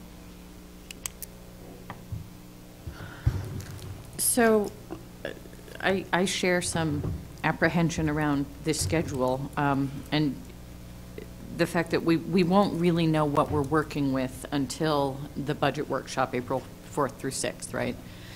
And did you say Richard often gets within pennies of this, or is that just in terms of the schools and? He gives it to us. On the SEG? Yeah. Okay. So we can make some assumptions, because, and then the SACs, there's the summit beforehand. Are we going to roughly be letting them know what we think their budgets are at that point, given that we won't know, and we're having the summit and asking the SACs? I mean, I want to make sure that this is not a rubber stamp exercise for SACs if we are asking for their engagement in their school communities, that, we provide the real timeline and support that they need to do this well. President Price, Secretary Noble, on that point, the SACs are asked to identify one or two asks that they have on top of their allocation, on top of their core budget, that if resources are available and they align with the priorities of the board, that we have that information, that the deputy superintendent has that information. And so that is a pretty critical conversation, and it takes on some very interesting nuances between the schools on the types of things that they ask for. And they're not large dollar amounts, but they're nuances which are geared towards improving the outcomes for their students. So we listen to those and we write those down. So the process in the initial budget is to make sure that we are aligning with state statute, the collective bargaining agreement requirements, board guidance, again, which includes the supports for the schools, without a lot of extras, so that we have a baseline on which to evaluate how much funding we have and what we can do to align with the priorities of the board as we move through a next step. And if I'm correct, we have 1 week's potential flex in the schedule that's in front of us. In other words, we have May 22nd if we needed to approve the final budget then. Is that correct? President Price, Secretary Noble, the part that's not on here is that we have a date with the Public Education Department where we have to roll all this up and submit the big package to them. And that's typically right at the end of May. So there's a minimum of a 2-week period of time that it takes us to do that. Now, we can begin to do that when we can back map that and perhaps make some adjustments as we go forward. But it becomes increasingly difficult for us to be able to make that commitment if we move the actual board approval too much past the 15th. Okay. I'm just trying to understand where there's flex in the schedule. And we don't have a meeting next week, which actually surprises me. Is that any particular reason? Sorry, not next week, the following week, the 27th. It just wasn't on, Madam President, it just wasn't on the advanced planning calendar. I don't remember how that calendar is set, but it just wasn't on there. Okay. So it was an oversight. I'm not saying it was an oversight. I just think that's just the way the calendar fell out. Oh, okay. Board Member Garcia? So Carl, are the SACs made up of, is it just one SAC for the entire school district, or each school has a SAC? President Price, Member Garcia, there's a school advisory council for each school, and it's actually required by the Public Education Department. We think it's a very positive requirement for the engagement of the school around the allocation of their resources and how they're used to advance student results. That's different from a PTA and different responsibilities. That's one of the things that we go over with the SACs at the SAC meeting and kick off, is really what their roles and responsibilities are. So each school has one. Some are more robust than others, but the last couple years at least, every single school has had a pretty vibrant SAC. And then also on that note, who makes up the SACs? principal, the counselor, the superintendent, you? No, we're not at the school level. It's based on school, Madam President, members of the board. Typically, the principal, it might have, and they vary. I actually have a matrix that shows each school how often they're meeting and the membership, and some are more robust than others. Some might have a couple of teachers. It might have a parent from the PTA. Sometimes a PTA person is the chair. It really varies by school. So really quick, so if there's a pot of money out there, so if there's an aggressive SAC from an aggressive school, how do we make sure that each school gets part of the pie? Okay. Very quickly, President Price, Member Garcia, I'd be happy to show you this in detail. But one of the real tenets of this process is that the money follows the student. So we have weights for students. So every single student is evaluated on grade weights, free and reduced lunch, and ESL requirements, and then that money is allocated on those students. So the total program units that that school gets divided by the total pot really drives how much the little differentiations that take place in moving a bit more money to, say, an El Camino Real because of their student base as compared to a Wood Gormley that has a very different student base.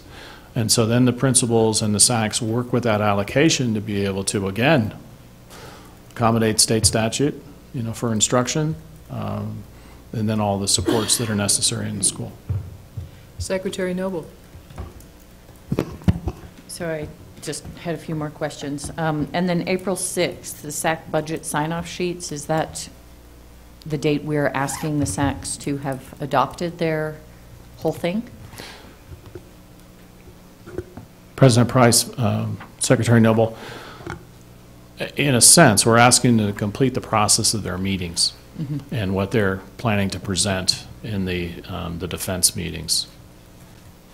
And then they'll have met, so they will all have signed the appropriate forms, the documents that they did meet and did participate, which is a PED requirement. And then we move into the defenses the next week. Hang. Still going. Just on that note, though. Okay, go ahead. So just on that note, so are the SACs? Excuse me, were you done? No, just on that note. He wants on that You point. have to ask the president. Board member, president, on that point. So, so are the SACs actually given a rough estimate of what they have? Yeah. Yeah, they are, okay. Or a rough, more or less a rough budget of what they're actually going to get an increase to their school? President Price? Member Garcia, very quickly, yes, that's the whole work that's being done right now. It's based on enrollment projections for the school, and then what are the needs of those specific students and how they are forecasted forward for that school, in that school year. And then that is all then factored into the model, their percentage of the total pool, and then they see that in their model.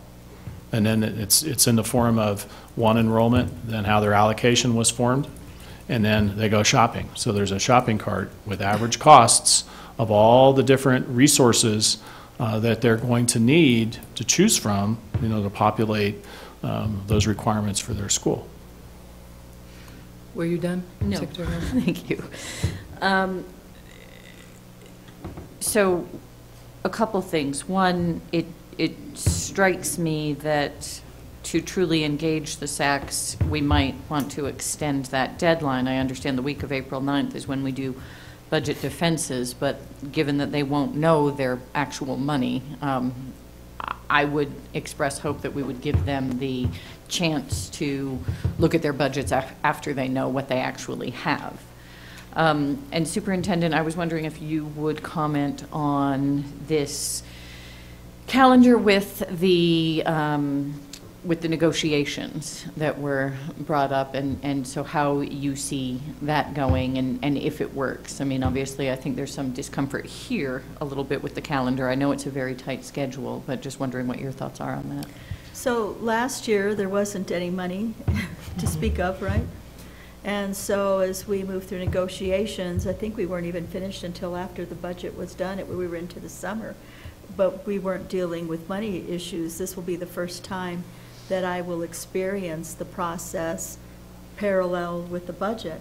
And Ms. Mayor and I have talked about this a little bit, you know, as the board sets priorities and whatnot, how does that fit in with negotiations, and how does that leave wiggle room for negotiations?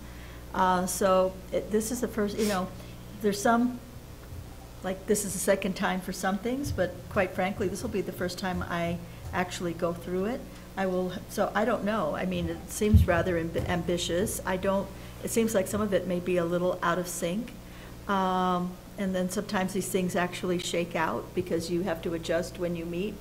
Ms. Mayor has done it before with this framework, and so has some members of our staff. So, you know, we'll be looking to them about, you know, how we schedule our meetings and whatnot. I think anything is doable. Whether this is the best way, I don't know. We're very constricted. I mean, sometimes spring budget workshop, you know, the PED decides when they want to do it. We used to try to do it as soon after the legislative session.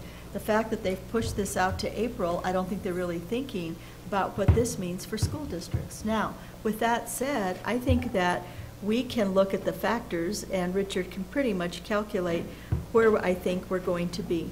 They'll set the final unit value at that time, but I don't think it's going to be wildly different than what he will anticipate.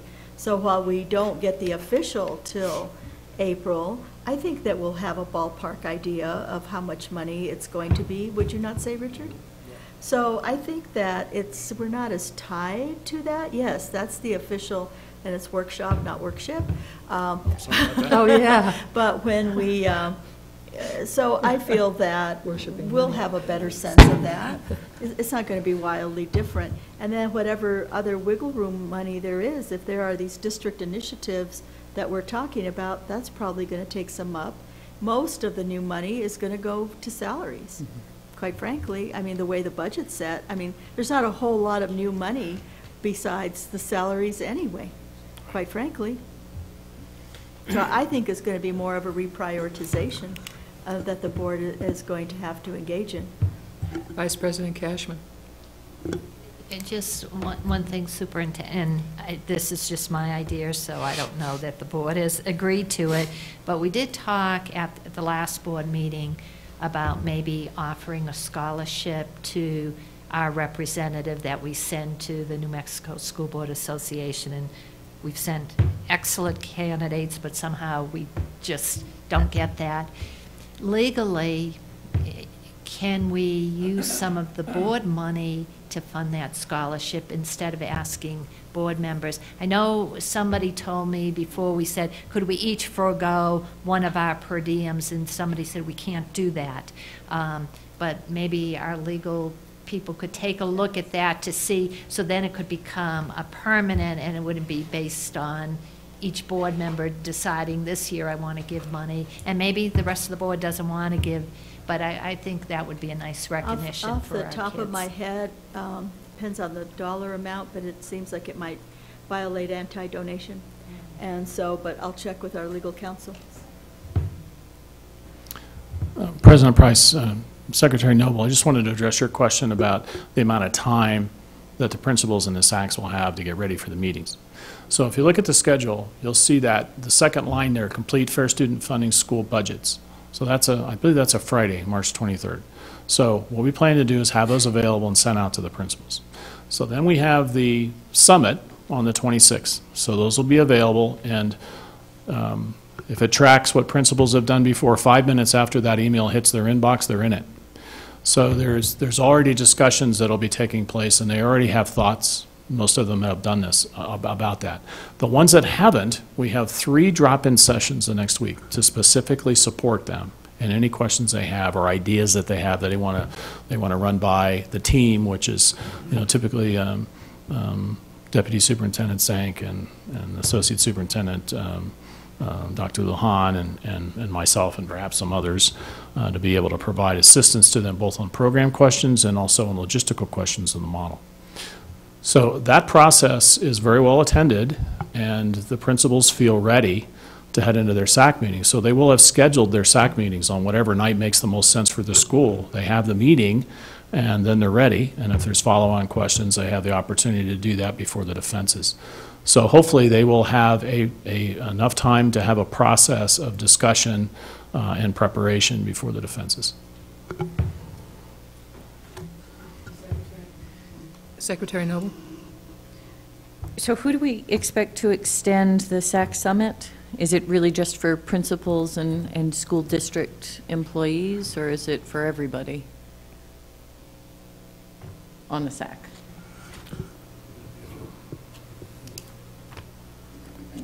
President Price, Secretary Noble, it's for the school principals and their school advisory councils. Okay. So some of them will bring 2 people, some will bring 5 or 6 or 7 people, and then there will be, some district level Sure. folks there, Dr. Lahan, Have we notified them of myself. this date yet? Yes. We have? Yeah. Okay. Just because it is the Monday after spring break, so there will be a lag. And truly, I ended up with a number of, probably even half a dozen, pretty good friends and acquaintances who are involved in SACs. And I think even those that have done this before could use as much information and lead time as possible. Many of them have communicated to me that they don't understand. And they don't understand where their parameters are, and they don't understand what their role is, and they don't understand. So I think that summit will be very important, and I hope that we can get good information and really do our best to empower these committees to, because it's not just about the wish list and the money in my mind. This is a school engagement exercise around the thing that in a way matters most, which is the money and where it flows. But this is an opportunity to create and reinvigorate school communities and parental engagement, which we all say we want, around something that feels meaty and meaningful. So I really hope we can do our absolute best to do this well. Thank you. Question about the summit. Is it really only an hour long? Or is it like this meeting, which is supposed to be over at 7 o'clock? Right. President Price, they typically go on much longer than that. And then there's always those that ask questions and we stay until, and Superintendent, one thing we can do is we can forward the presentation, to the board so you can see the types of things we cover on what the charge is for the School Advisory Council and the opportunity, and then some of the logistics of the process. And maybe that could even be made available virtually, or just for anybody who can't make it that night, childcare, you name it, all of the issues, all of the things. It would be great, and that could even be. You might have to change the location, Carl. Oh, yeah. Or we could, I don't know if that's going to be videoed, but that would be a quick and easy way to.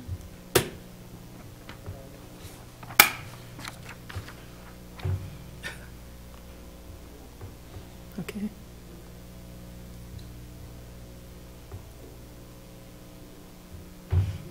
Mm-hmm. Yeah. And I don't know where we are and what the agenda would look like for Tuesday, April 3rd, if that ends up being a gigantic meeting. And I suppose we can think about it, but we do have that March 27th available if we're going to do some discussion of priorities at a more bite-sized meeting or something like that.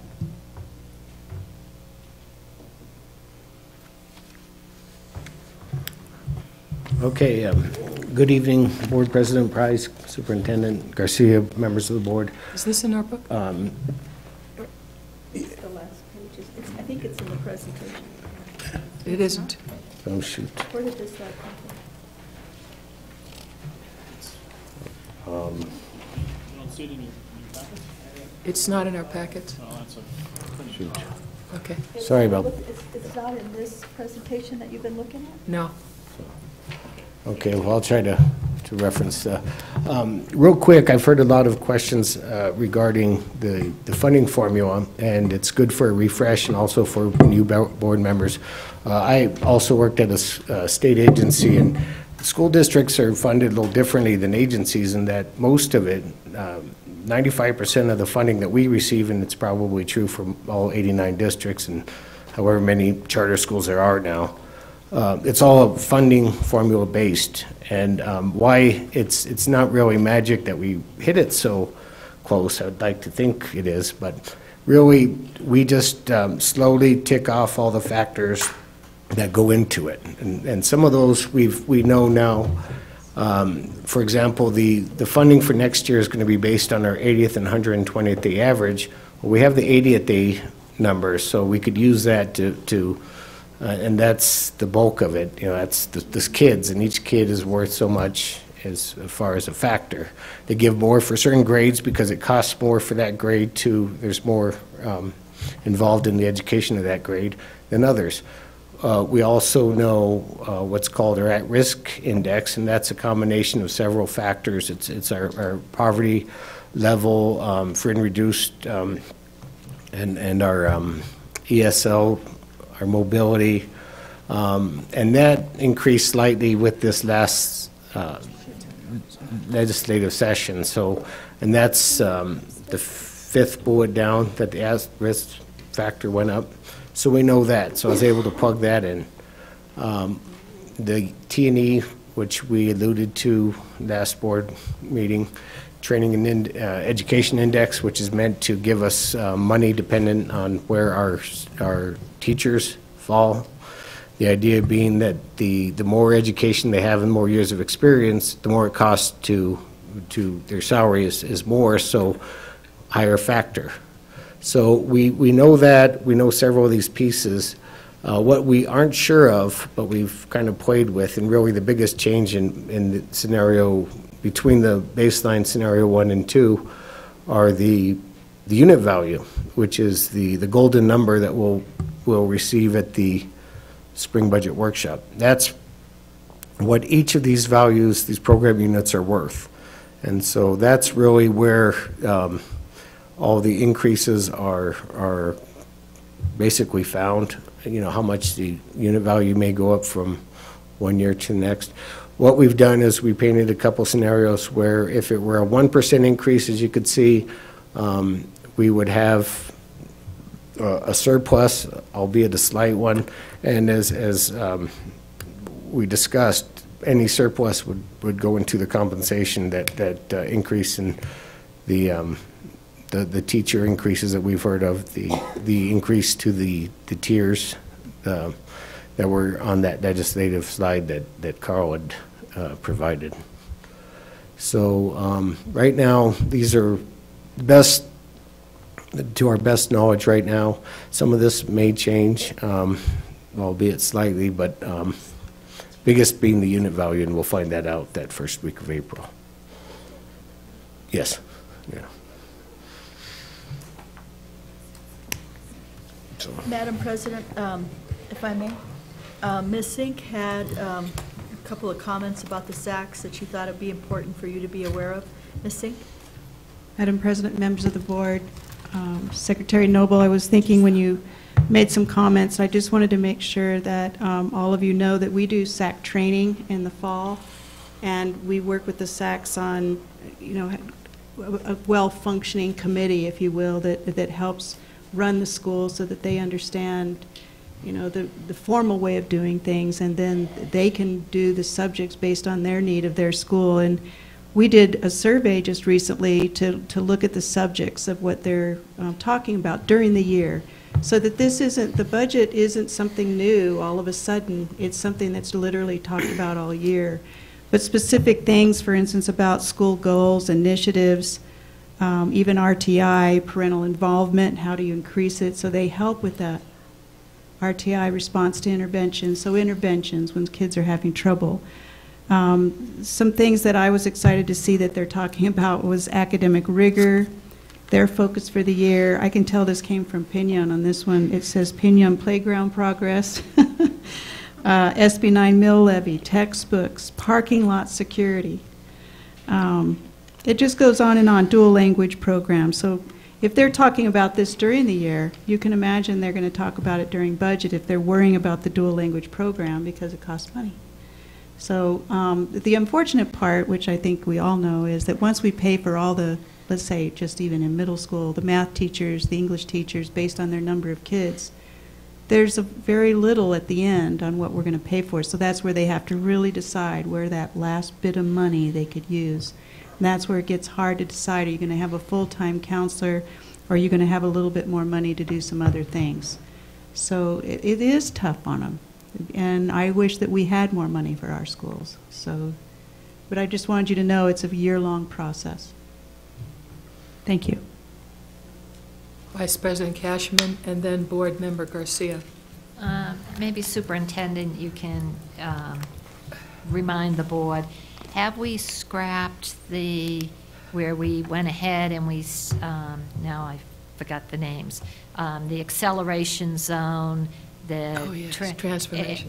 Transformation, and then people that were in the acceleration zone got a little bit extra, and people down at the bottom got a little bit extra. Have we scrapped that? We didn't do it last year. The money Okay. really wasn't there really to implement it, and we really have moved away from that concept. Board Member Garcia. Deputy Superintendent, so they actually deal with anything from capital to teachers to nurses to librarians. That wish list is pretty broad. So the SACs actually deal with whether they want a playground equipment, whether they want, depending on what the board's direction, whether they want a librarian, whether they want. President Price, Board Member Garcia, as our Chief Financial Officer indicated, there are certain things, even board policy and state statutes, that we have to have teachers that are there. So we have to have those certain teachers that are there. We have to have a principal. We have to have a secretary. So there's certain things you have to have. The question that has come up is the board and the superintendent can decide that you want for every 400 students, you have to have a counselor. Right now, that's not there. It's not even mandatory that you have a counselor. So, yes, correct. So in the negotiated agreement, there's also stipulations that we have to follow as well. So there's a lot, and that's why we have to train SACs, but principals know all of this about their budget. That's one thing they're trained into. And then also, Richard, in regards to the at-risk factors, so there's actually an increase that's going to be coming from the state of New Mexico. So how much of an increase is there going to be coming from the state of New Mexico?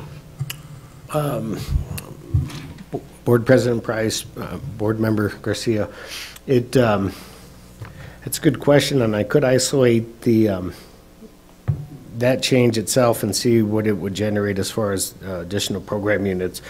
What it did was it brought our value up from, I believe it was 0.072 to 0.094, so it raised it significantly.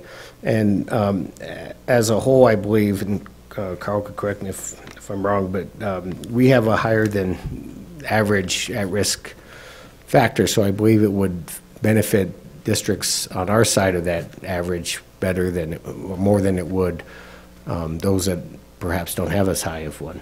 But that's a good question, and a lot of these scenarios, we do isolate a lot of these factors and determine how much of it contributed to the overall increase. So we'll get that for you. I do want to mention, though, that the way the state equalization guarantee works, you generate the factors, but it's really up to the board when we finally approve the budget. It is not categorical funding. So, I mean, you generate all of these factors, but then we have to look at what do we need for raises, what do we need for benefits, what do we have in terms of fixed costs, and so it is not, it's not categorical. Right, so obviously we had a flat budget, and so now the state's giving us this much more money. So then obviously once we get this much more money, what is it, 2 million, 3 million? Go ahead. Roughly? Yeah, President Price, Member Garcia, let me see if I can help answer that question. The baseline scenario basically says, on the projections that we see, the T&E factor that we submitted, and several other things being equal, without all the mandatory increases, and with an existing unit value, that if nothing else changed and all the mandatory revenue covered the mandatory expenditures, that we would be in a position where we were going to be close to $1 million short. And we've been in this position before.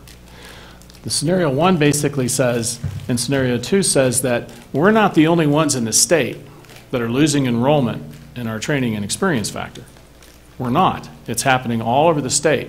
So what we don't know is what that change in the overall pool is. So in other words, our percentage of the total pool, may increase or it may not go down as we're projecting in the baseline. So we may then see additional revenue because of that, and that would come through the unit value. So that's why we're increasing 1% and 2% is just a way to say, what does this look like if that actually materializes? We actually think that is going to materialize, but we don't know what the percent's going to be. So if it's 1%, that's what Richard calculated, it's pretty much break even. Okay, well that's not bad news. And if it goes up a little bit more, then we hope that will happen, and we'll have some flexibility then to determine how to invest those additional resources. Could it be higher than 2%? We don't really know. We're just taking educated guesses, knowing that is happening in the state, and that's likely the phenomenon we're going to see. So the part that's not here is the increase in revenue, which is going to come through a significant increase in unit value to cover those mandatory expenses. The tier advancement of $2,000 for a teacher licensure tier, the 2.5% on top of that for teachers, the 2%, for all other school and administrative employees, and a very, very small amount, just a little over $100,000 for operational expenses. So this is why it's just so critical that we have to see the unit value in April to know how this is all going to work out, to be able to bring it back to know what our flexibility is. No, I understand. First of all, the work that you guys do, I totally respect. You guys do have a hard job, and I totally respect it. It's just interesting, though, how we can figure out how much money we're actually going to be minus $1 million because of losing enrollment, but yet we can't determine more or less if we had flat. And we got some money from the state, and when we were just flat and we had no students left since last year, how much money would we be looking at? Right. Can I just clarify something, too, though, that it depends how the units fall? Because a student is like a basic unit, but then if you're special education, you might get a 0.2 on top of that, or a 0.3 or a 0.4. If you're kindergarten, you might generate another portion. If you're kindergarten and special ed, so there's all of these little nuances that fall out. As I said, I think that you could probably guess with some accuracy where we think it's going to be, and this is the best guess. It may vary a little bit from this. What would you say, 200,000, maybe 250? I don't think you're going to see $500,000, $2 million in more revenue after the SEG is set. Do you? The unit value is set? That we will recognize more than $1 million? Superintendent, I don't really think so, but I don't know that for sure, because the phenomenon of reduced enrollment and T&E is plummeting throughout the state. Well, T&E is really dropping, and most districts are losing students except in certain parts of the state. So that's the part we don't know, and that will impact the change. It does depend on the other districts' units too, though. I mean, that's the other piece. We're kind of basing ours. We're basing ours on what we have, but it's a pie, right? And how they distribute it is based on the formula. So it depends what's happening in the other districts as well. I'm just saying, I doubt seriously that it's going to be a huge fluctuation. I could be wrong. If Albuquerque just saw a big drop and some other larger districts saw a big drop, then maybe we'd all see a higher unit value. And that's a It's possibility. most likely going to be in this range. And one point to consider, because when you hear drop in enrollment, you say, okay, well, it would cost less to operate the district, obviously, but it all depends on where those kids fall out. So if district-wide you drop from having 23 kids in a class of 22, well, that's not going to save you a teacher. You're still going to, so it all depends on where it fleshes out, and that's why that work that we're going to be doing in April is so critical, to figure out where exactly they fall out, where there could be some savings. And also to Dr. Garcia's point, I think most of the big factors, there really aren't very many left, other than the unit value right now is truly the biggest unknown, the one that could really sway it. And if there are that many less program units statewide, say there's a 3% drop in unit values and the number of program units statewide, and we've only experienced 1.5% drop, then perhaps we could see some benefit from that. So that's going to be the biggest change, if there is anything out there. It's going to sway this. Vice President Cashman? Just one more thing, when you started to talk about classroom sizes, since everything is based on 80th and 120-day enrollment, but I look at Amy Beale. We are sending some of those kids now to Pignon, and since the money doesn't really go with this, I mean, it's not a real time that they get the money for those new students. There may have to be some sort of consideration for them if we think they're going to get a lot more students. Pignon would, because it would be based, Madam President, they would, because it's based on their projected enrollment. So we would be considering the kids that are moving into Pignon. So so they would. Exactly. President Price, Vice President Cashman, Superintendent, that's exactly true. In fact, we just made, the clarification that we're going to have 3 kindergarten classes at Amy Beale next year and 4 at Pignon. So the money will follow that in order to support those employee cost needs.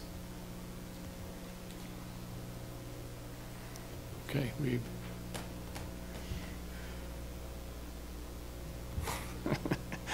Are there any more? Are there any more board questions? Now we're ready to start board questions. Now that we've asked all these questions. Excellent presentation. Thank you. Thank you, Steph.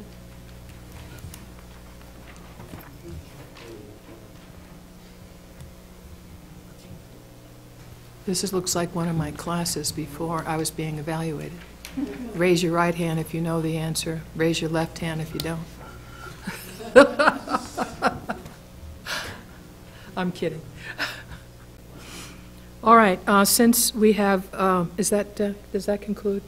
Okay, thank you very much.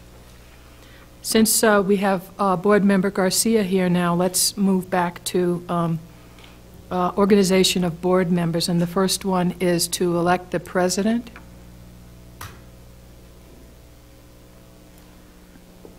Do we have nominations?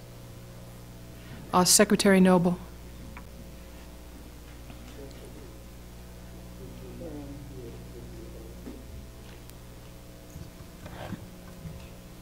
Thank you, President Price.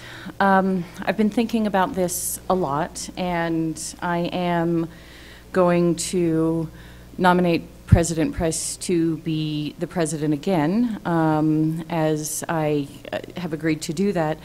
But I also have realized, in light of the election results in the mayoral election, that my passion for public policy work has not waned.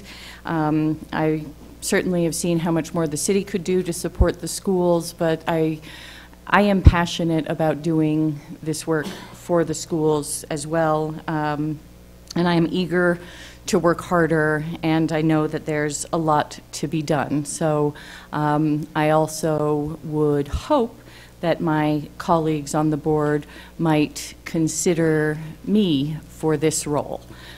But having said that, I will nominate Lorraine Price for president of the board. Is there a second? You don't need a second? Okay. Informal? Okay. Any other nominations? Superintendent is saying we need a second. Okay. If you're making a motion, then you have to have a second. It's up to you. Yeah, go ahead. I was just going to ask that maybe we see. Oh, I'm sorry. Thank you. I would ask that we see who might be interested in serving as the board president, and then we could then debate it instead of saying nominations. That just seems a little bit formal with 5 of us. But and if we you don't did want it to in do the that, past. it doesn't necessarily have to be that's why I was going to say, so could we just see who might be interested in being board president, and then we can have our discussion. I mean, that's just me. Secretary Noble, you're interested? I'd be interested as well. And Board Member Carrillo? And Board Member Garcia? Was that a, did you nominate yourself? Oh, okay, I just thought you said, all right. Okay. All right, so, yeah, I'm interested. There are three. Price, Noble, and Carrillo. Okay, so how do you want to do this?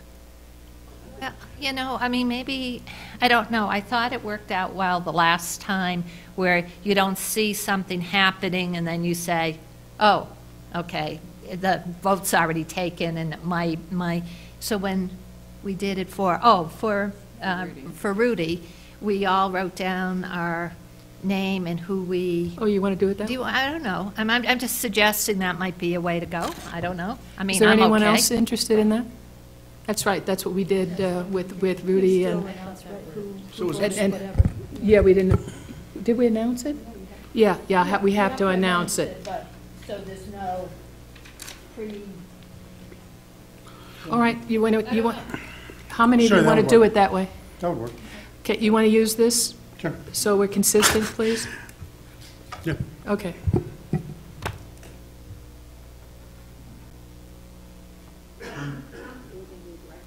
Are we going to use ranked choice voting? Are we? I know.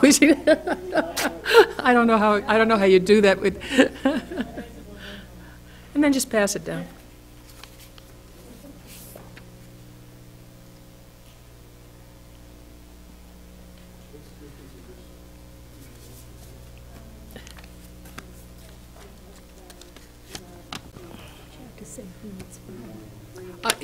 I have one here that doesn't say who it's from. You have to say who it's from. You made a little tiny one? Okay. Well, pass this back too, please. Pass it back, please. And then there's another one.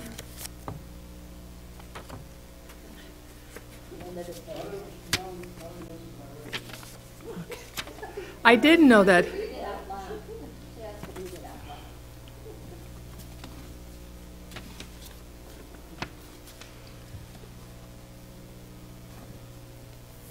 Now, if you had folded it again.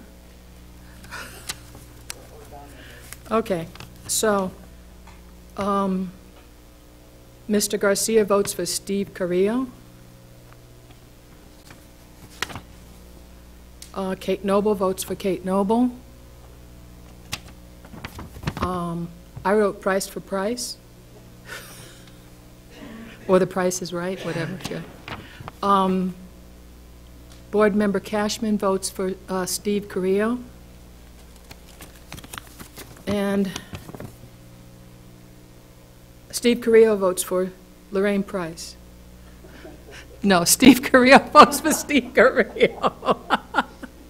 So the new board president is Steve Carrillo. All right, vice president. Yeah. Yeah. Well, first, who's interested? I'd be interested. Okay.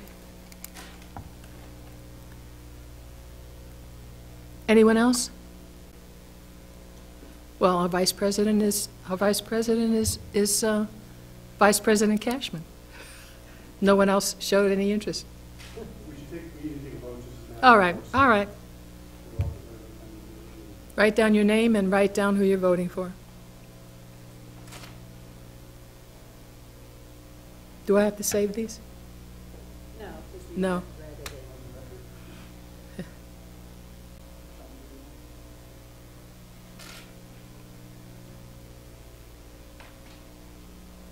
Pass it down, please.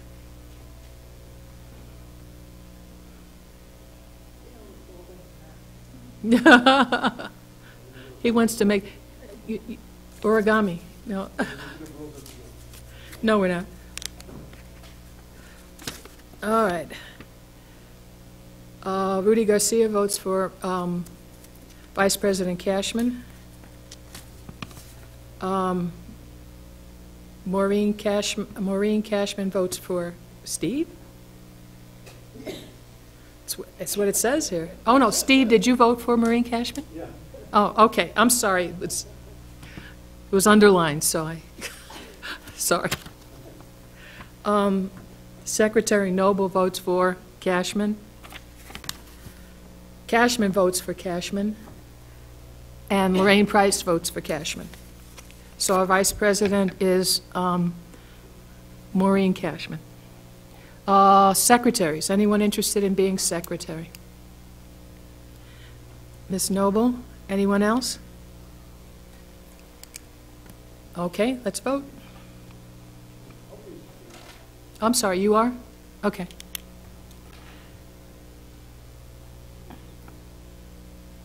Oops.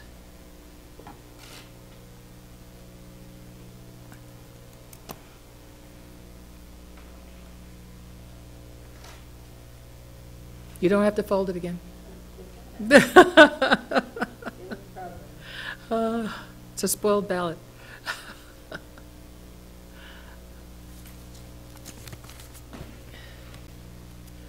All right, let's see.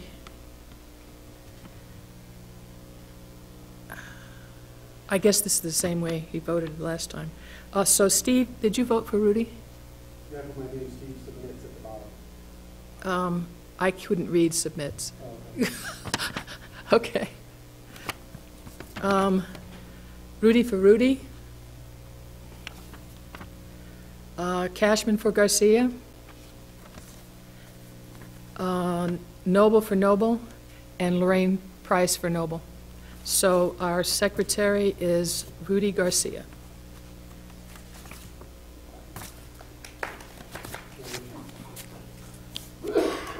All right, that's done pretty quickly. I appreciate that. Continuation of the draft strategy plan. Thank you, Madam President, members of the board. We have tonight Pillar 4 that we want to go over. Oh. Question. Has there been a change from what you gave us 2 weeks ago?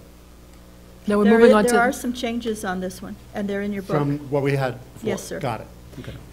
And some of that is from my evaluation, some stuff you added, and also in light of what's been going on. We thought this might be a longer discussion tonight on this one, so we scheduled this one and one section of Pillar 5. We didn't put the whole plan out for tonight. We'll just keep eating the elephant a few bites at a time. So at this time, I would like for Mr. Romero to take the lead in presenting his Pillar 4, promoting a safe and respectful school community. Thank you, Dr. Garcia. Pillar 4, okay. Board President Price and board members. I wanted to talk about some of our priorities in our strategic plan for promoting a safe and respectful school community. And we wanted to start off with maybe taking a second look at what we have in place in regards to our district incident response plan. And how we want to do that is we want to develop a qualitative report based on the community meetings, safety committee meetings, bring other experts into the field to look at what we have in place and make some recommendations. So the process is there in front of you about having those meetings and developing some analysis of those meetings and some recommendations, and then presenting those to a committee of experts, and we'll bring in people from outside of the school district to look at that, Lanel being one of them. We have some experts with our emergency responders and those types of people to bring a different perspective to look at what we have and then make some recommendations and then incorporate those recommendations into the district incident response plan.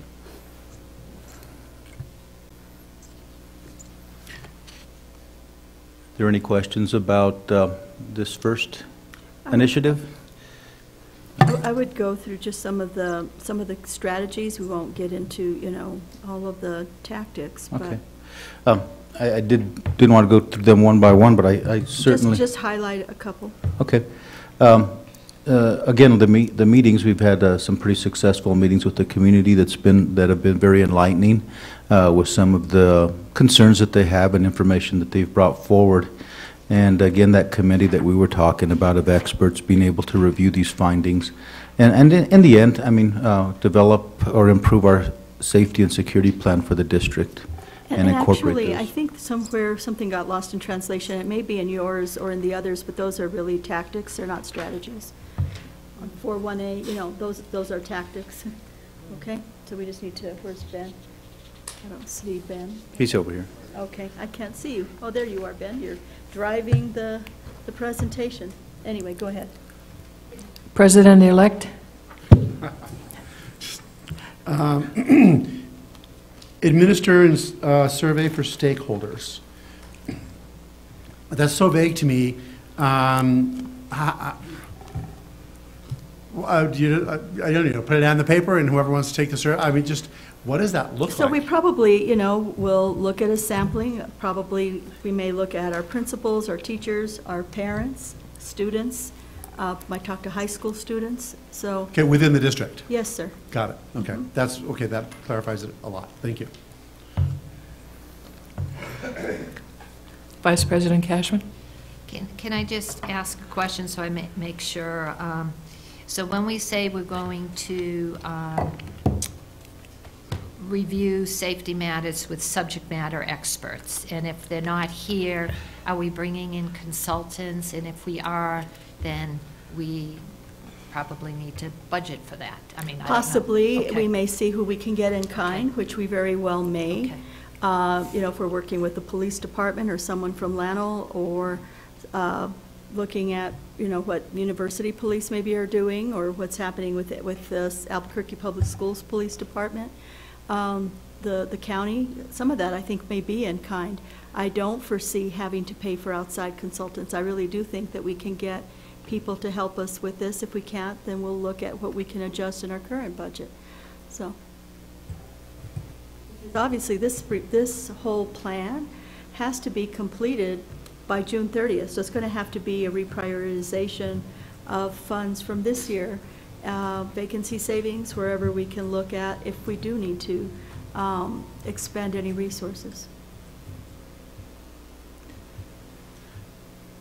So moving to goal 2.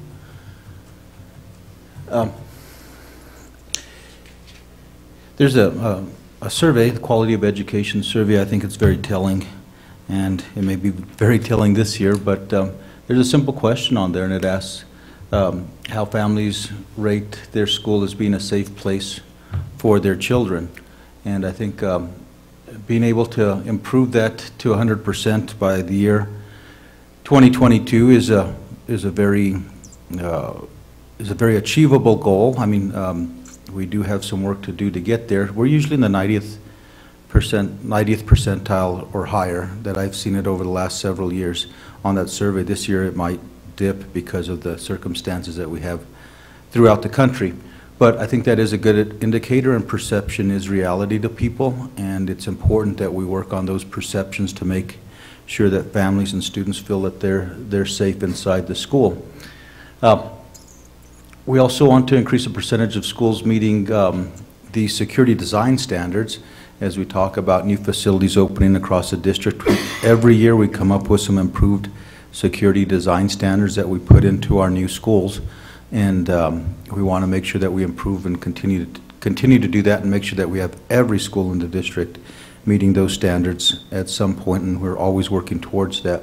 So very simply, in a basic framework, is that we have to work harder with communities and schools to pass along information and communications, whether it's an event that we need to communicate better with, that we debrief about every single time we have an event. How do we communicate better with families to make sure that they feel like they're safe and they understand what's going on, and also through other different forums that we're currently having at this time. We go on and ensure that our safety plans and our protocols are in place and that we're following those regularly, and that, again, those design standards are implemented across the district. If there's a question that Ms. Price asked me, and I need to ask Ben, because I know that Gabe, you and I worked on this on Monday again. But Ben, this shows updated to 2718. Is that just an artifact? Yeah, this is a big one you have, and this one's updated from that meeting. So it's really more like three, Yeah, I just need to change it. whatever date, whatever Monday was. President-elect Carrillo? So on goal 4.2, to have, especially since it's a survey, to 100%, I don't think that's realistic. Because we can't control that. And if we're going to set a goal, it's got to be something that we can control. And whether or not people send in, or they can send them in, but whether or not it goes to 100 is not necessarily within our control. So I would say realistically, like 97 or 98. But 100 is 100. That means if one person in the district decides not to, then we have not met our goal. And I know we can meet this goal in whatever, like 97, 98. And so there's that. We'd rather you say that. What? We'd rather if that's what you all contend, but we talked about that and we were very hesitant about, and we've had this discussion on the proficiency, do we want all our parents to feel safe? It's an aspirational goal. So it's on the indicators. It's really up to the board. If they would prefer, lower, we're fine with that. So whatever the board decides. To say lower is not to say we're going to accept less safety. It's saying that this is a survey. We can't control all the elements of a survey. It's unrealistic to have 100%, just like NCLB was completely unrealistic. So it's just being realistic in terms of what outcomes could be. 97, 98 on a survey, it's pretty darn good. And then on 422, so again, when we do this, and I'm not sure, because this isn't final, but how, and I know we do have possible action on here, but, so you say 97, does the rest of the board want it to be 97? How do we do this? And I wanted to just, I think I'm reading it differently than what you're reading it. On that pillar number 4, the goal 4.2, it says, I'm sorry, which one? the top one, so goal 4.2.1? 4.2. No, just 4.2. Okay. It says annually increase the percentage of families that rate their school as a safe place on the quality of education survey to 100%. Are we talking about 100% of the parents that rate it, or that 100% of the parents take the survey? So I think we need to clarify, what are we talking about? Because I think that's a slight difference. So I'm reading this as 100%, the people that take the survey. That they would You'll rate never it. get 100% of parents to do anything ever. Yeah. So the people that take the survey are rating it at, and I would say 97% or above, if it were me choosing a number. And I understand your concern, Dr. Garcia. Does the other board members think 97? Do they want 50? What do they want? Okay, but that having been said. Well, I'll just chime in. No, I'm not done. Oh, okay. Because and then 4.2.2, you can go back to that because that can go around. My other concern on 4.2.2, meeting security design and construction standards. What are those? Who makes those standards? Is it something from PSFA? I mean, where do those standards come from? Or is it something we've come up with? Sure. Yes, President, board members, and Board Member Carrillo. Those are standards that we developed throughout the last 5 or 6 years that I've been here, that we have an entrance sequence where people can't just walk into the building, that we have certain barriers in certain places that prevent people from going to different locations, and the doors themselves inside the schools. You've heard about the types of different locks. There's some that are kind of antiquated. We need to update those. Those types of standards have been developed within district over the last 5 years. Terrific. So that one I actually think could be 100. It's one of those rare instances where we can implement all those standards, and it could be we've done this at every school in the district. However, the weak link sometimes is who props the back door open. And I mean, I think there should be some really serious penalty. Maybe not too serious, but just there should be a big penalty for either who was caught doing that Or even it should come down to the principal of the site, that if this is happening at their site where a back door is consistently left open, that's a bad thing. Okay, those are mine.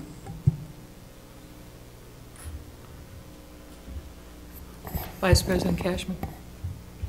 So for the audience that is watching this, especially our partner in the New Mexican, it might be good if we could have an article in the paper on the new security locks we're going to put in.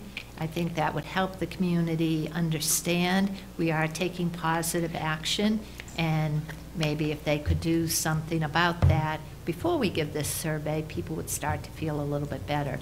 There's been some coverage on that, Madam President, and they have listed that. They're on the FAQs on our website.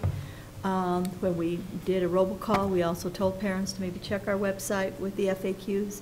So the Rhino door locks, the Raptor security entrance system, we've talked about it. We've done our best to try to get that information out. Probably be doing an op-ed on security, soon. So try to get that out there. But when we do radio, we try to hit that also. And I saw something real quick on the news, I think it was Channel 7, I can't remember if it was, but they talked about that Santa Fe Public Schools had taken some of these steps, and they were going to talk about security tonight, but I can't remember if it was Channel 7. But anyways, I'm just saying is, because people are still uneasy, the more we can say we're doing these type of things, and maybe just even visiting Ramirez Thomas that already has the locks in place, that might be a good thing for the New Mexican to go over and try to open those doors and say, hey, it really works. You were on the forefront, because we were thinking about this before it happened. Yeah. Thank you. Board Member Garcia. So once again, we're just talking about a plan, right? We're not actually getting into detail yet as into what locks we're going to buy, the style of locks, all this other stuff. Yes, we have. We have No, already. I know we Yes, already we did all have. that, but No, we have in We have. terms of the door, right. door I locks, understand. we've already talked that it's Rhino, and in terms of the doors, security system, we've already chose Raptor, and you Oh. guys already voted on that. right, but what we're looking at here in front of us is pretty much how we're going to get to the next phases of the plan. Or is this just to talk about the door locks we bought? Because I understand where you bought all This that. is broader than that, so can you Right, ask right. me which one you're looking at, So, which item? I'm just looking at the overall thing. I understand this is a lot broader than that. So I guess it just seems like we're getting into the net and gritty of what type of camera we're going to have here. If That's this is a not whole in broad here. doc, I don't. So I just feel that we're actually just getting into the nitty and gritty of stuff other than just the broad plan that we have. Thank you. Thank you. So if we can look at 4.3, goal 4.3. I think it's very important, like in times like these, that we do go kind of back to basics in a way. And we have some good, solid protocols that are in place. And if you have followed some of the type of forensics reportings on the different shootings and incidents that have happened across the country, you'll see that people following the protocols does work and saves lives. We'd really much rather have some preventative measures up front, but if it comes down to that and we have an event, having these protocols in place and followed 100% of the time is very important.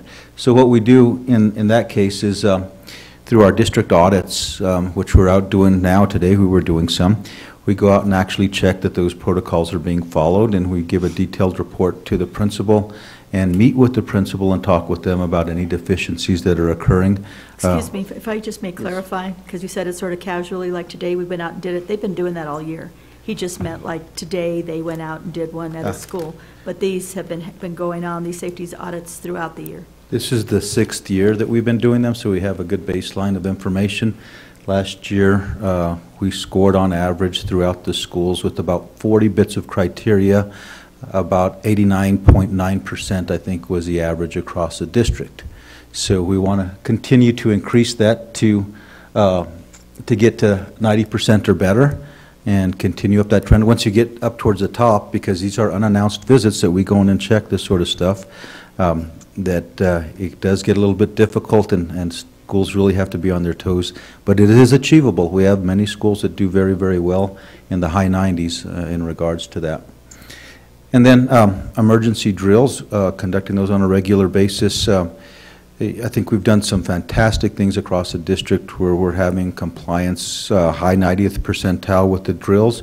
We have it very structured where we guide them on how we want them to do that, and we're even doing unannounced drills this year to see how they respond when we just show up and have them conduct a drill, and then we have some criteria that we go over with them and see if they meet that criteria. So I think we are moving on to the next level, but following those protocols, those basic protocols that we have in place is essential, and that's what goal 4.3 is about. I do want to talk about Tactic 438, and the state, we have to follow state guidelines, but I think we can exceed them, and Mr. Romero and I have talked about that, and working with our safety committee, we do want to expand the safety committee. Right now, and I may be wrong on the number, but it's like 9 or 10 fire drills and like 2 lockdown. And at the rate of what we're dealing with, it almost ought to be reversed, because it's rare that you have a fire, but it seems like more and more we have to go into lockdown, even if there's maybe nothing to do with the schools, but say the police has something in the community that might involve a gun, they advise the schools to go into lockdown. So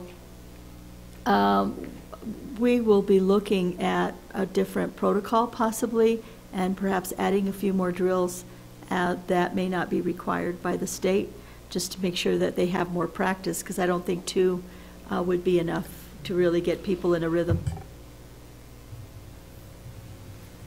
Vice President Cashman? I think Secretary Noble and That's not the way I saw it, so. Could we, when we are practicing, and this is, I know Board Member Garcia said I'm getting in the nitty gritty, but I am. But can we, when we practice our drills, a lot of times we're in the classroom, and what happens if we have an active shooter and we're outside, we're in the cafeteria, our kids maybe know how to do the classroom, and the other thing, can we very carefully look at, I just read an article, and I'm sure probably the rest of the board members read it in the paper a week ago, on special education.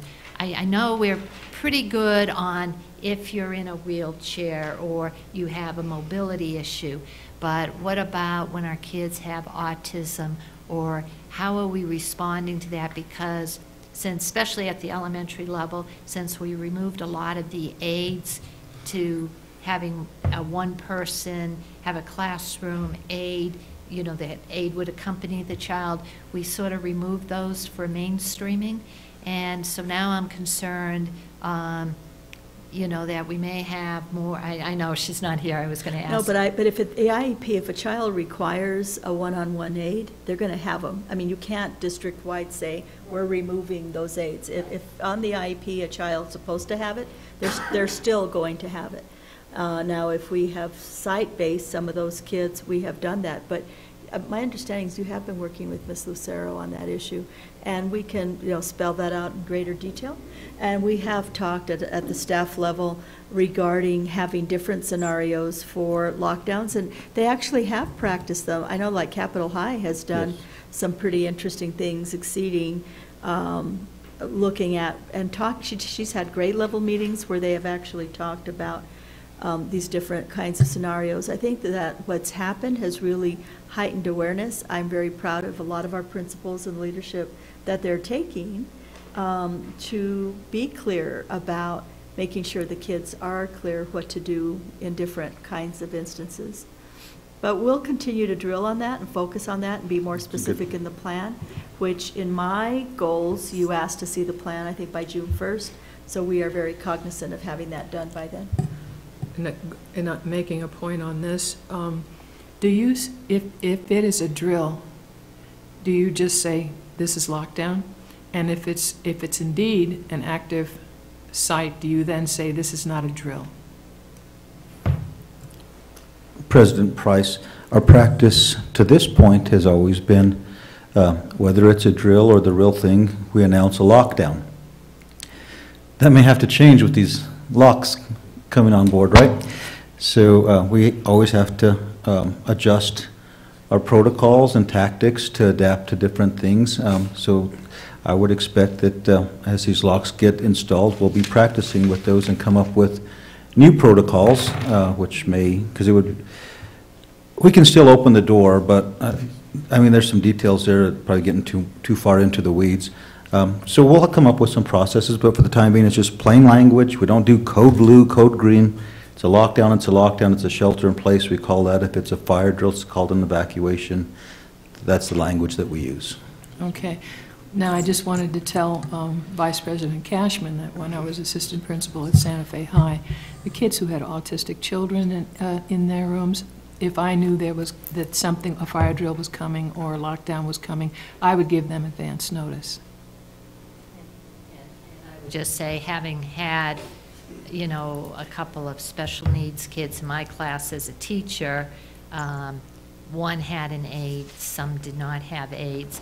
And so now, I mean, just based on the article, which I hadn't thought about, but, you know, if you're asking a child to be quiet, it may be, some kids may not be able to do it, so there are strategies on how to help that. But I'm just, you know, usually, you know, people that have mobility issues, you've got somebody that will help, but it's, you know, other things that aren't as obvious. And so I just want to make sure that we're looking at whatever our procedures are, that it's accommodating our special needs kids, and it's very intentional, because you have a substitute teacher or something, and so they may not know the vice principal is supposed to be coming to help out. They may not know that.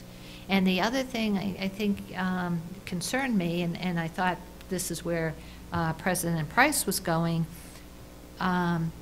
if we're saying, you know, fire, evacuate, or that, and we're never identifying it as a drill, especially for lockdowns and active shooters, that may put in a lot of fear. I mean, I know in the military, we always differentiate between a real-world scenario or whether we are very purposeful in saying this is a drill, we expect you to respond like it's real, but so we're going to look at best practices, but I also want to, we put in the tactics as a courtesy, and you're kind of getting into away from policy and more into administration. Just, you know, I will take your suggestions for sure, but I think we're going to have to look at best practices on that, because we want them to automatically respond. If this is the real thing, you could incite panic, and they may not behave in the manner that they're used to for the drill. And so the opposite could be true. And sometimes we have situations where sometimes there might be a domestic violence with a gun, and it may be within a mile of the school. The school may not be in imminent danger, but they'll still tell us to go into a lockdown. So now we say this is a real lockdown. I may panic the kids even more so. So, you know, we will look at what are best practices for some of those things, unless the board feels so strongly about an item that you decide to do a policy. But otherwise, I'm going to say it's more administrative. Secretary Noble, and then Board Member Garcia. So I'm guessing my question has sort of mostly been answered, but my question was, how are we responding to the concerns the students have raised, in particular about fire drills being pulled and that not being the right kind of drill? So I know you've said some of it, but maybe if you could just give me a quick summation. Secretary Noble and board members, for fire drills, generally, we do have a lot of false alarms. Someone pulls a fire drill, the students will be students and do that sort of thing. We had pull to activate the pull station, and we have to respond the same way. We can't respond differently, because then we get into the thought process of, oh, do we have to go out this time because I think it was just this, and then people don't respond correctly. So that's part of that psychology about whether it's a drill or not a drill, how people respond. We want them to respond the same way and train that way, to respond that way, but we certainly will look at that. I'm not, there were a multitude of concerns from students everywhere from these drills are dumb to it scares me when we're having these drills. We try and be sensitive to all those, but still we have to practice those to where they become second nature for students and staff. And I think staff leadership at the site is essential. If they're taking it seriously and they're moving through it with not panic, but purpose, and I think the students follow along, they become comfortable doing those types of drills. So I think that's part of the formula too. Well, and just to say the best practices is probably the answer across the board, and I don't know if they're evolving given that there was a drill pulled or an alarm pulled in Florida in order to. That issue, I think, is something that will be, you know, something we've had conversations and also with law enforcement, is that with every event, law enforcement then gets a step ahead to try to figure out how do we mitigate X and how do we mitigate Y. And so that is something that might be looked at in terms of, if they said, could the fire drill that is activated by us and not a fake one, like a kid pulling it. That happened here today, by the way, because the kids, I guess, pulled a child was in the building and pulled the alarm. To say that this is an official fire drill. So I don't know. I mean, the intent, though, is if somebody sees a fire, to pull it, right? They're not going to run and tell somebody, this is the official one, so now everybody evacuate. So I stand corrected. Board Member Garcia? Just really quick, you don't have to answer anything else. It's just, you being a former law enforcement officer, is it possible to get the police department to actually participate with this one drill a month or 2 drills a month? It's just certainly your call, but just an idea. Just very quickly, Board Member Garcia and the board, we currently have the Fire Marshal's office working with us at the school sites to observe those. During the lockdowns at the high schools, we did have police participating with our more recent ones this year, so we're getting to be more collaborative with these emergency responders. Ones, correct? The large-scale big, when we have like a big catastrophic event, heaven forbid, they have practiced with us. It's been a couple years, but we have done that huge combined effort exercise. Board Member Carrillo? The where in the plan, because I see on 4.4C, work with student wellness to select and implement positive behavior, great. And on B, to identify or track, school violence and stuff. Identifying at-risk kids early.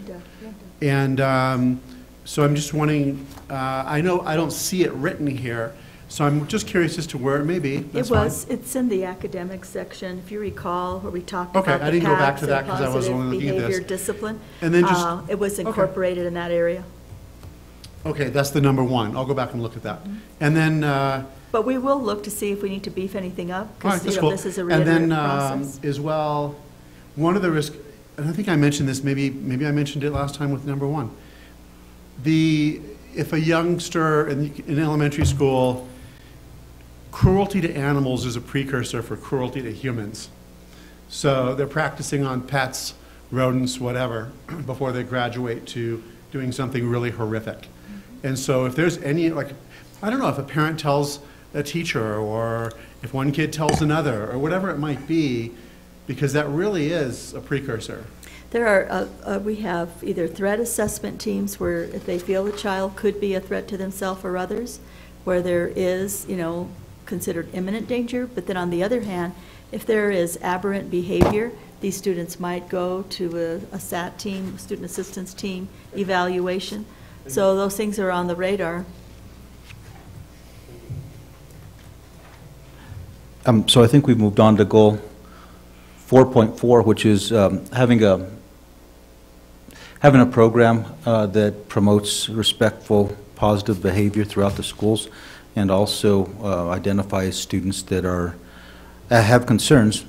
Currently, we are doing some training In regards to that, we have some more refresher training coming up about violence threat assessment training that we've done with all the principals and all the counselors within the district. So it's pretty, over 100 staff members have attended that training, and we're going to do some refresher training too. But this is an entire program that we want to implement inside each and every school that promotes these types of behaviors and also deals with students that have concerns. And some of the behaviors that you were describing, we call warning signs, and it's not just cruelty to animals. There's a lot of other warning signs that we've trained teachers and counselors to look for. So that program, in conjunction with being able to track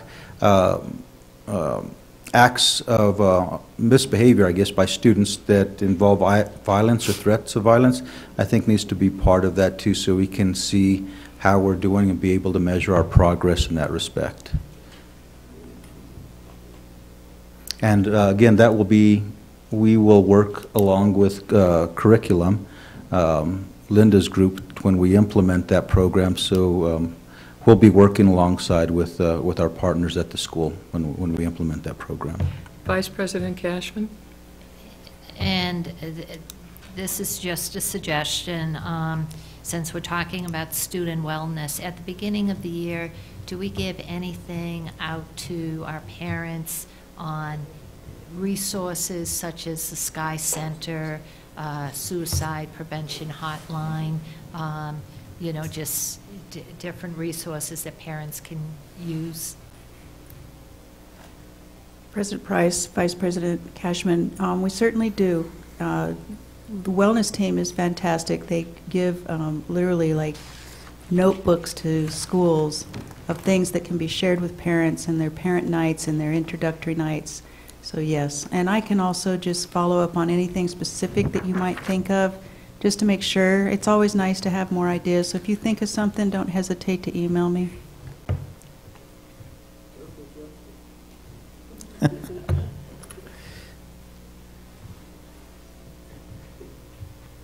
And then last of all, on goal 4.5 is the security systems we talked about over and over again, so I don't want to spend too much time with them.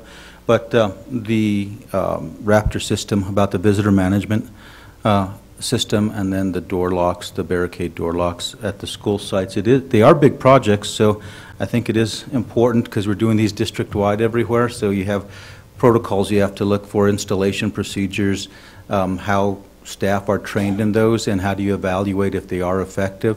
So we did note that on goal 4.5. This would probably take a few months to implement. Door locks being in place by the beginning of the next school year is our goal, to have those completed throughout the district. And the same with the Raptor system, except that's even more accelerated. We want that in place before the end of the school year and being used.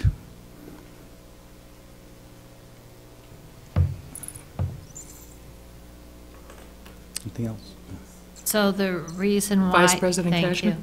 So the reason why we just have those two, the locks and the Raptor system, is because we've already started that. But what about, are we going to expand that for some other key performance indicators after you do your assessment in 4.1?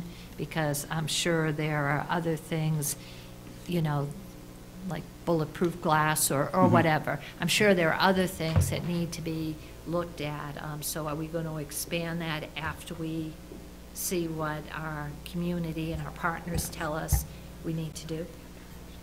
I'd like to respond to that, though, if I may. I think I heard your question. As we go through, that's one thing I think about a strategic plan. For it to really be meaningful and the staff really to use it, it has to be active and dynamic. And as we update it, we'll continue to bring it to you. You know, actually putting in bulletproof glass is somewhat, I'm just making that up, is somewhat discreet and should be within the plan. The plan that we're looking at, my assumption is that you would approve the plan, right? That we bring the safety plan and you would look at it, and or at least give your blessing that it makes sense. I don't know that a specific initiative like that would be a KPI per se.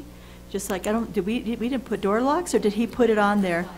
Yeah, I don't know. Maybe we need to revisit that as a KPI. Okay. I know that we were looking at, changing that whole system, and that was a goal. It is a major one. I guess we could, if we, thing about strategic planning and what's a strategy and what's a tactic and where you are in the system, to me, is always like those Russian stacking dolls, right? And so we could, if in fact it was such a huge, these are two major undertakings. If we did something really big like that, like the installation of glass throughout the district or enhanced fencing or, I'm just making things up. The public is listening. I'm not saying we're going to do that. A metal detector, something really huge. Then there's so many pieces to make that happen, right? So I think it just depends on how large it is and what it would take to do it, that we would put a KPI for it. So we could. I guess that's what, if we're only putting those two, there's probably a lot more, and maybe we shouldn't have those two, that we will just continually update, just continually update our and put it in the plan. Security. Mm-hmm. It's more. Yeah, so we could do that. We could take that off, and I think that, you make a valid point. I think at the time when we were looking at it, we were thinking those are two huge undertakings that have a lot of steps to make it happen between now and when we wanted to get that done by August. But that doesn't mean that we couldn't have a more discrete plan that we're implementing and not have it there. So we could take it off. It's whatever is the pleasure of the board.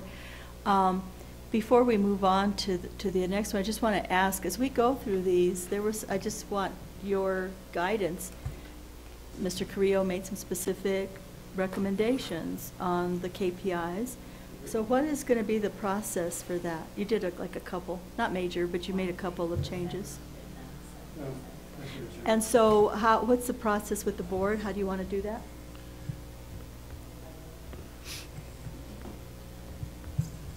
I think we need a process, and I was going to ask about that, just in terms of how we're doing this, if we're sort of spitballing changes, or if this is coming back. And I would really like... It will come back, just to answer that. Yeah, I know it'll come back, and maybe when we get to the end, we can, I don't know if we talk about that or if we want to do it now. I would really like to have the whole draft when we do any of it, because I think anti-bullying was in the academic portion. It does strike me, and I don't know... To move it there? Well, we've talked about that a great deal as part of a safety and security initiative, so not to have the words there. And with the eye that, of course, this is a community document that needs to be, I think, as easily understood as possible by somebody picking it up who can understand priorities, strategies, goals of the district. Or there's a couple of ways, and we talked about that too, like there was one that we're adding since we last met to HR, and whether it belonged in operations under Pillar 5, or should it be under recruitment and retention of personnel. We wound up putting it there, but it really could be operations. We could do a couple of things. We could either note it and then say C 1 point whatever, so that they know it's there, or we could just move it there and Linda could still be the lead. So I don't think it matters, because there's a lot of cross-functional teaming. I think you make a good point. There were a lot of good points that we've heard from you as a board, and so we're paying attention to that. We can go through and change some things, or we can just wait. Well, and I don't know how we can, it would be good to have an expedited process for revisions, and, obviously you're making changes, and I don't know if it's possible to sort of do as we do with a policy reading of what, is in red that is different type of thing, but I do think we will need in some form to go back through and formally adopt certain changes, or, obviously. And I don't think anything we've done have been major. I think it's just been additions like the goals that you gave me from my evaluation and the things you asked us to look at. We met in cabinet and we just added some of those to make sure that it happened. But Ben, would that be easy enough to go back and track, looking at the revisions, so that they could see from what we gave them the first time?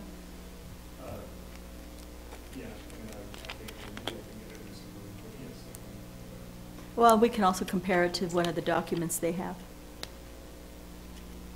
And then as we go forward, and I don't know if this is something for, you know, our new board president to think about, but, you know, do we make motions if we want to amend? How do we adopt it so that we are not in spitballing mode?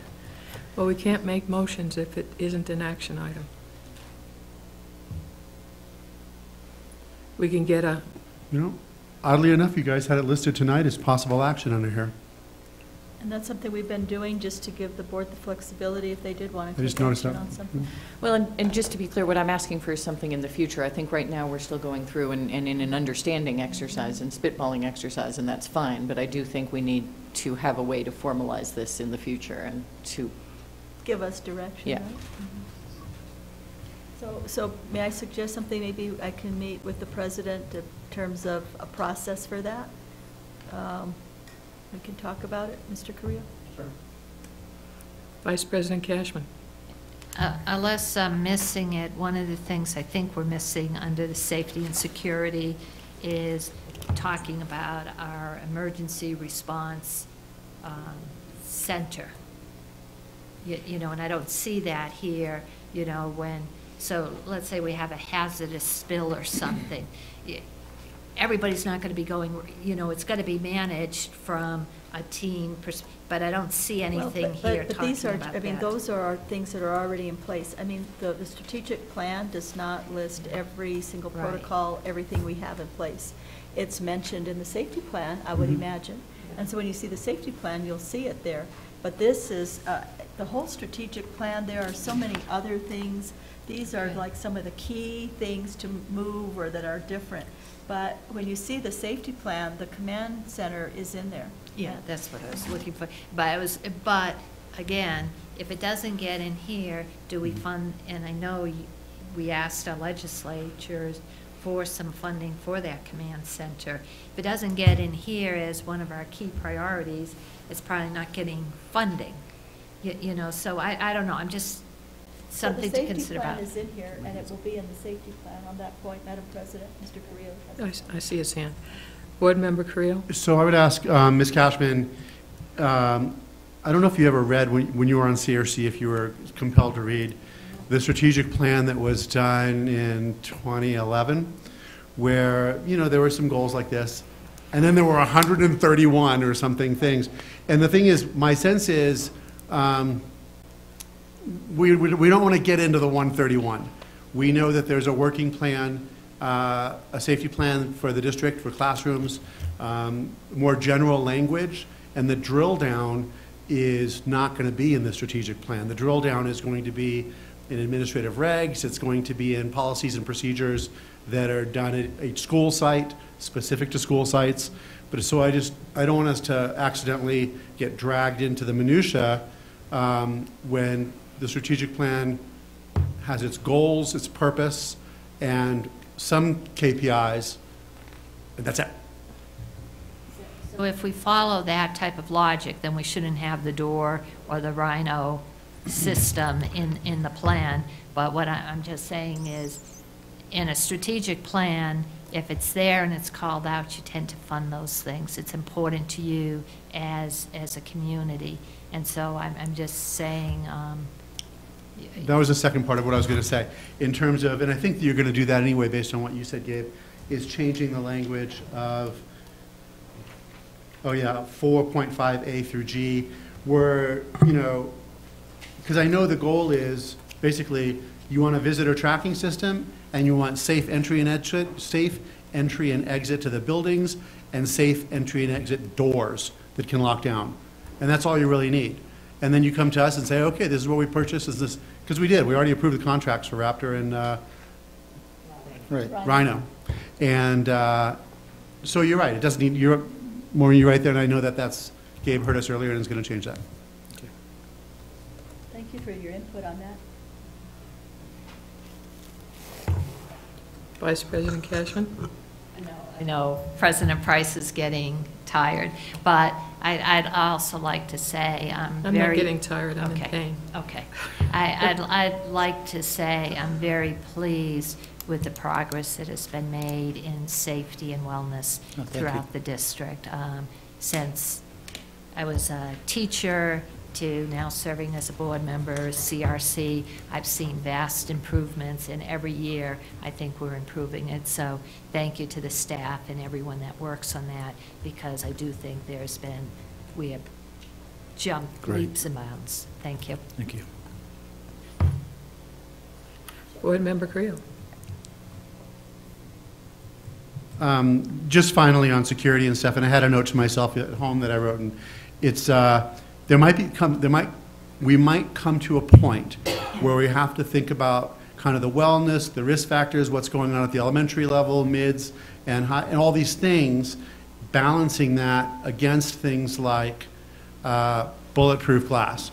You know, some of these extremes, I think, that are being looked at around the country as, I would say, an emotional knee-jerk reaction that actually doesn't keep our schools safer.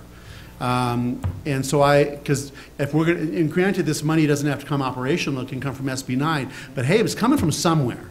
Okay, when you talk to Ms. Wagner, Ms. Yonda Wagner, it's like, you know, there could be you know, $9 million in need for our facilities just in terms of things that would fall under HB or SB.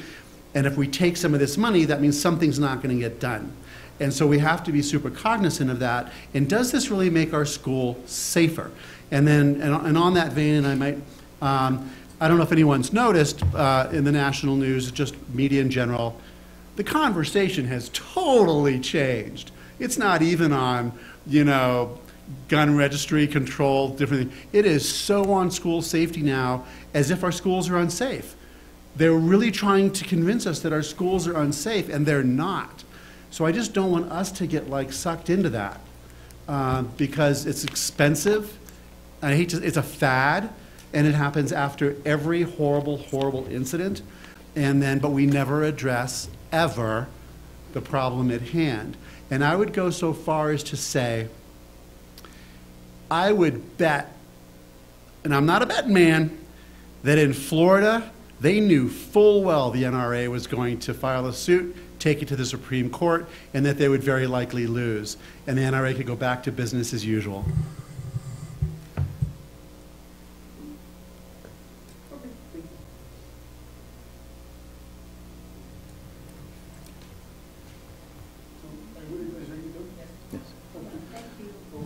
Oh, so I thought you were just going to go through Pillar 5, but just really... Board Member Garcia. We finished 4. Is there anything else, but had any more questions on 4? Oh, we're not going to do 5 tonight? We are, but I'm waiting for you all to say you have it, you're done with Mr. Romero, and I can let him go. Are you all finished with 4? Yes. Thank you. Appreciate your input on that. All right, Mr. Goodman, we're only going to do the finance section of 5. We didn't know how long safety was going to take, so we thought it might go much longer. So go ahead, Mr. Goodman. All right, Superintendent, thank you. President Price, members of the board. In the finance section of Pillar 5, there are 5 goals. 2 of them have to do with how we invest our funds in the operational budget. One of them has to do with our fiscal solvency, which is our operational cash balance. The 4th one has to do with efficiencies in our systems and operations that have to do with employee systems, financial systems, and then information systems.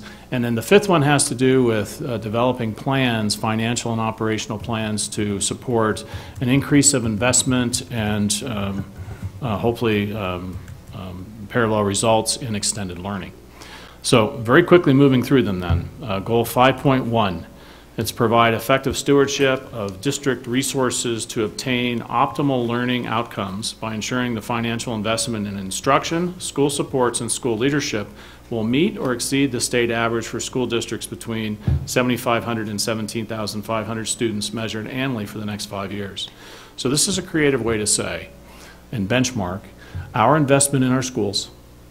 So instruction is one function, function 1,000. The school supports counselors, librarians, nurses, health aides, and so forth, functions 2,100 and 2,200. And then principals, the office of the principal, and school secretaries is 2,400. So adding those up, and on an annual basis, benchmarking that against an average for districts of our similar size, the ideal situation would be here that we would have a metric of something greater than 1, so that we'd be investing slightly more in our schools than our districts around the state. So that's how we could benchmark. Instead of just a raw number, something a little bit more meaningful to us. And so that's what the key performance indicator does. It uses the information in the public education stat book in order to do this.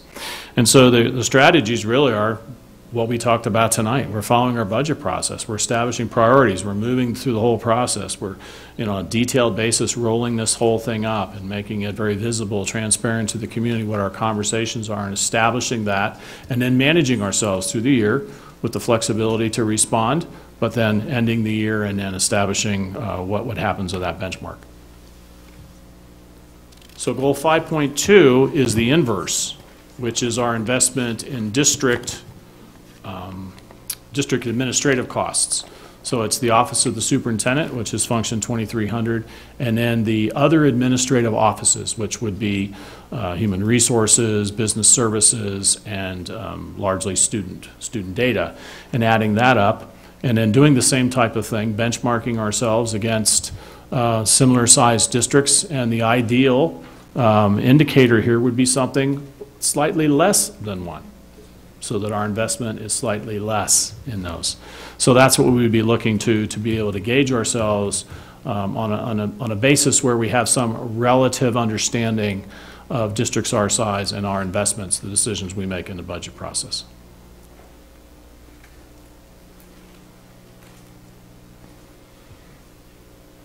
Board Member Creel. I think it sounds Yeah, great. amigos. 5.1, 5.2. My concern on 5.2 is I wouldn't want us to try to meet this goal and then sacrifice, if you will, an administrator or something that needs to happen. And the thing that comes to mind initially, two things perhaps, is the first grade literacy initiative, and possibly down the line the English only spoken in a classroom kind of initiative around the Houston model, right? Cypress Fairbanks model, because that's going to require, especially the English literacy, may very well in Ms. Sink's department require additional administrative oversight, and I wouldn't want us not to have that because I know you always try to meet this goal. We're not admin heavy, I know that, but I just want to make sure that we don't cut our nose off to spite our face. I think we would be, Mr. Carrillo, I appreciate that. I think we will still be well within those ranges. Then moving on to goal 5.3, provide effective stewardship of district resources to obtain optimal learning outcomes by ensuring the year-end operational cash balance remains in accordance with the board policy number 537, measured annually for the next 5 years. And of course, the key performance indicator would be, where are we within that range of 5 to 7.5%? And of course, we know this year that we're reaching back for that, and hopefully next year we'll be able to move ourselves into that range to stay there. Vice President Cashman. I'm not asking that anything happen tonight on it, but would we even want to get up to 7.5% based on seeing that the state came and swept our cash reserves? I don't know if that's, could we anticipate that happening again? I don't know, but it just seems to me like maybe we don't want to do that anymore. President Price, Vice President Cashman, there is a study that's taking place between the LESC and the LFC on what we should do about this and what these balances should be, what these percentages should be for different sized school districts. And I would anticipate that something will come out in the next year or so which will articulate, like we used to have, what those ceilings should be, and then everybody can live with those ceilings. So I think the guidance will come to the board on how we need to treat that. Board Member Carrillo? And in excuse me, and in building on what Ms. Cashman said, I would want to make sure as well, though, because I know that when I worked in the private, let me try that again. When I worked in the private sector, you know, whether I was at a hotel or someplace else, I'm given a budget, and there was something to be. I was scolded for not using my budget, because it's there for a reason. It's there to enhance, because that's mostly in food and beverage, it's there to enhance customer service. It's in there to enhance quality. I mean, in all of these things. And so if I'm not using my budget, they're coming back to me and saying, híjole, we gave you this money, what do you know, why aren't you spending it to make this and this better? So I just want to make sure that in the quest for, and I know that's not what you said, Maureen, for 7.5, and I'm happy that these other agencies are looking as to what is more real and manageable. I don't want us to not spend and put money into cash when we know full well we need one more counselor. We need this, or we need, you know what I mean? On Right. that point, Madam President, I think, you know, in support of what Mr. Carrillo said, that was how it was characterized, right? It's their slush fund.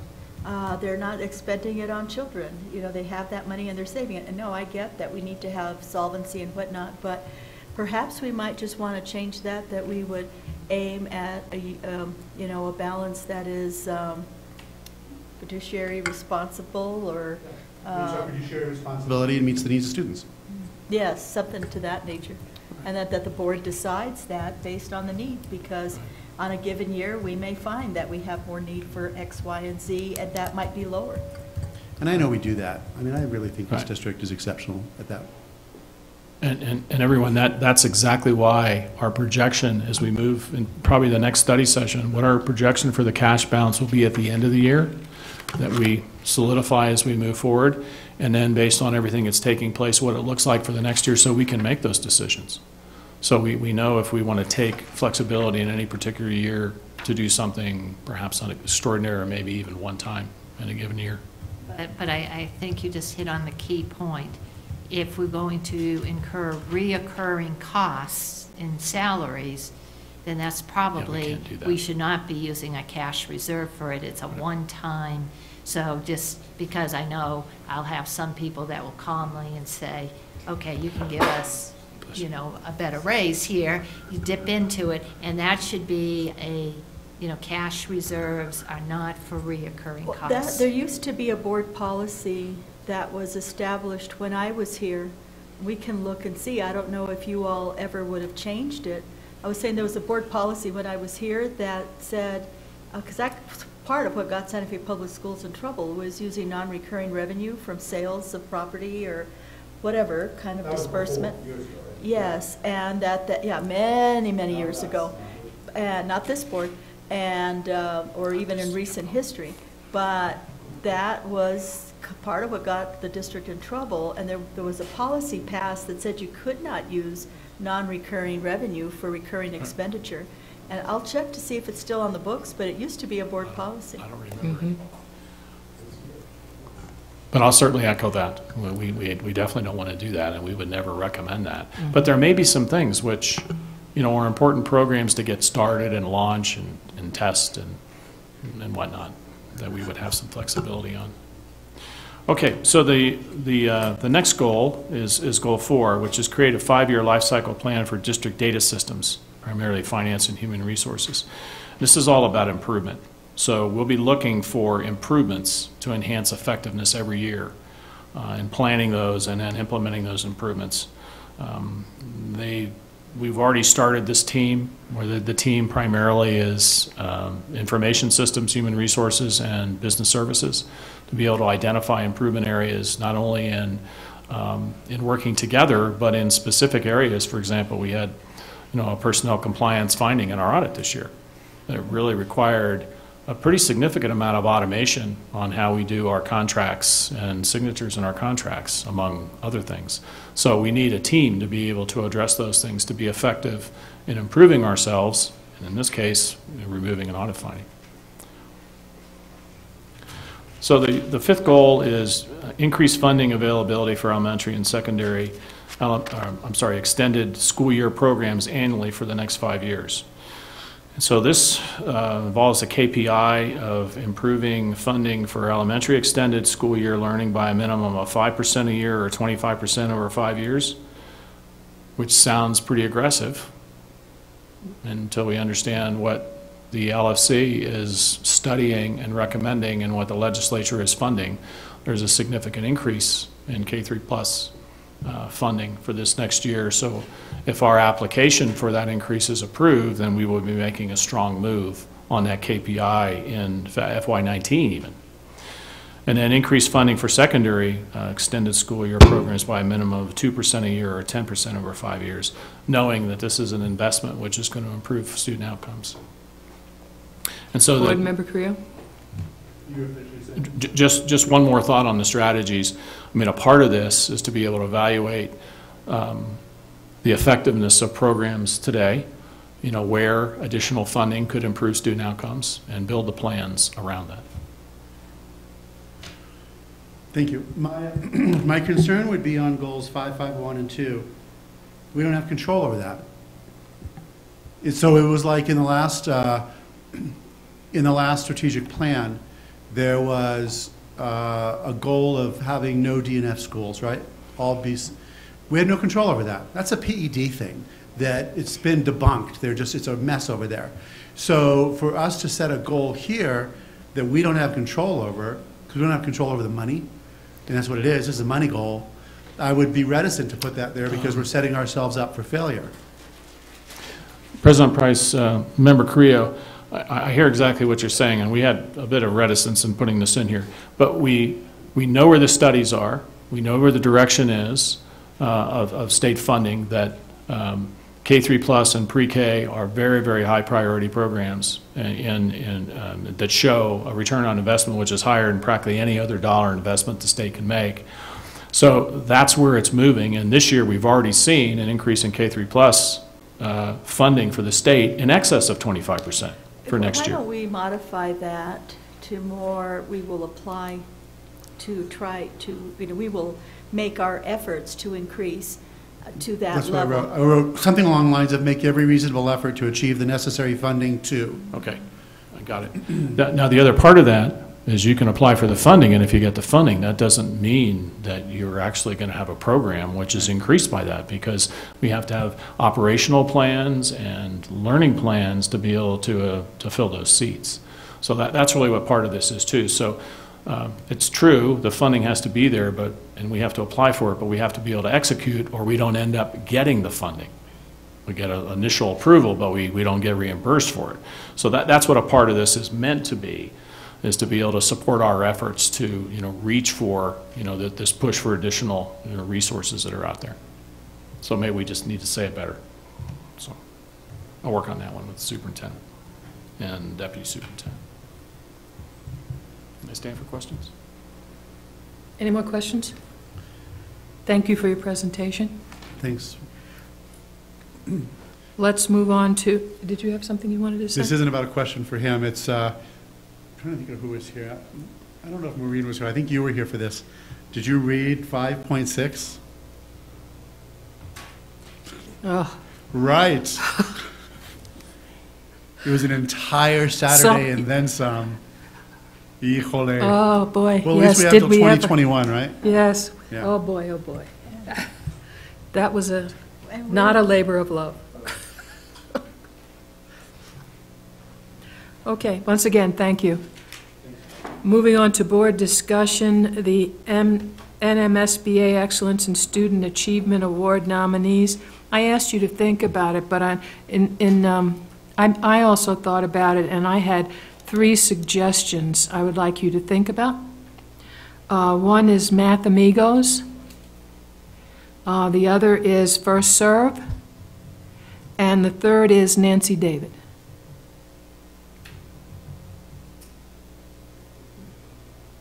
Yes. And I had 2 more to add to that. Okay? These cost us like $40 a piece.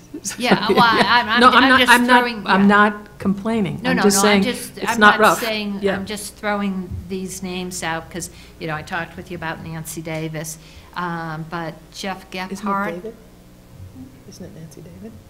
Davis. Okay. Davis, Yeah. okay. Jeff Gephardt, and the other one, I'm going to say her name wrong, but it's Miss Hong Young.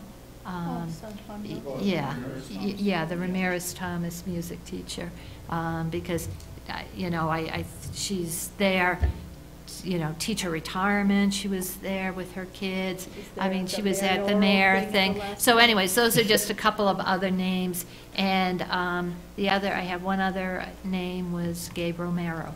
But I'm not in the position to write any of these. These are just people that stood out to me that we might want to consider as a board. But we probably shouldn't do all of them, but. Yeah. Secretary Noble, did you have any suggestions? Board Member Garcia, did you have any suggestions? Board Member Carrillo, did you have any suggestions? I could fib and say I thought of all of these, but I did not. You don't have to fib. But I think these are excellent suggestions. And remind me, it's a Student Achievement Award. Does it come with, you know, a new Cadillac? What is it? It would come with a plaque? I don't remember what it. It's a plaque. It comes with a plaque. I'll probably remind you And of the recognition. Okay. recognition. So probably people that you remember is like when we did Janice Oh, yeah. Devoti, you Yeah. know, and I actually wrote that one. And but- Lorraine and Golden. NMSBA, Goldman. NMSBA pays for Yeah. one. $40, and we. No, and then we pay the others at $40 a pop. But it's just a plaque, you know, and, but, you know, Is I it- wouldn't think we would go with all of It's those people. acknowledgement, yeah. But I think those are just some names that Well, how would stood you out to me. suggest we decide? And when do we have to decide this by? Well, we were going to do it tonight, doesn't have to be. Oh, wait a minute, there is a deadline. I'm sorry, there is a deadline. And I have it right here. Oh, where's the deadline? March 23rd. And we don't have a, what's our next, today's the 13th? The next school board meeting? It's April 3rd. April 3rd. So we only had one in March? It's kind of weird. No, well, we had a board meeting, a study session, and then there was spring break. Oh, that's right, this is a study session. Huh. We should probably decide tonight. Because we have possible action. Mm-hmm. Now we've got to find somebody to write them. Jeff, I mean, I really, wow. You know, for me, I would really write down, I would narrow it down. I would narrow it down this evening to First Serve and Nancy Davis.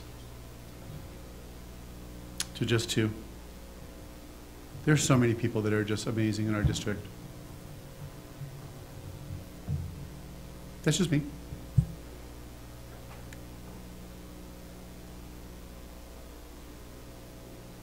I would definitely, you know, maybe we have a group and a name, but, you know, so maybe that might be, but for sure, there wasn't one tribe that was here at the Governor's Council that did not, you know, gush with enthusiasm about Nancy Davis. I'm not in a position to write that, but there might be somebody in the district that would step up to write that. I would have to say that about her also.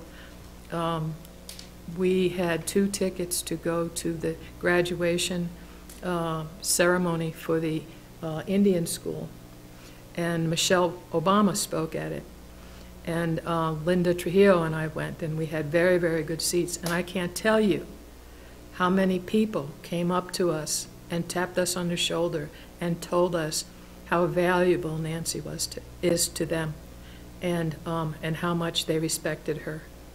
So I would go with First Serve and Nancy Davis.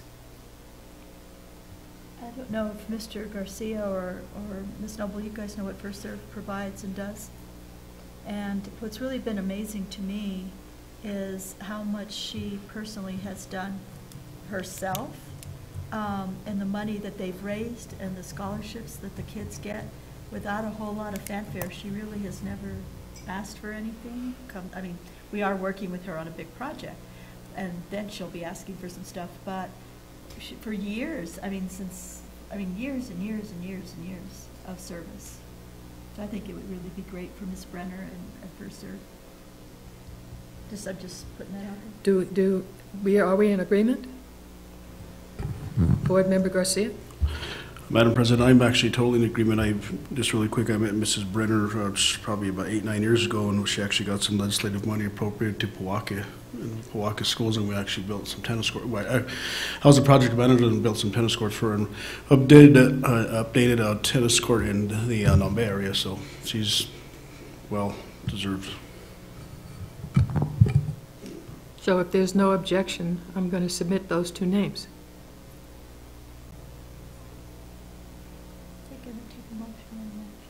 Yeah.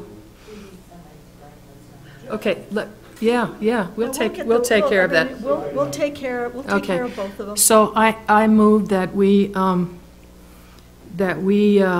award the First Serve and Nancy Davids for the NMSBA Excellence in Student Achievement Awards. I will second that. All in favor signify by saying aye. Aye. And are there any opposed? Okay.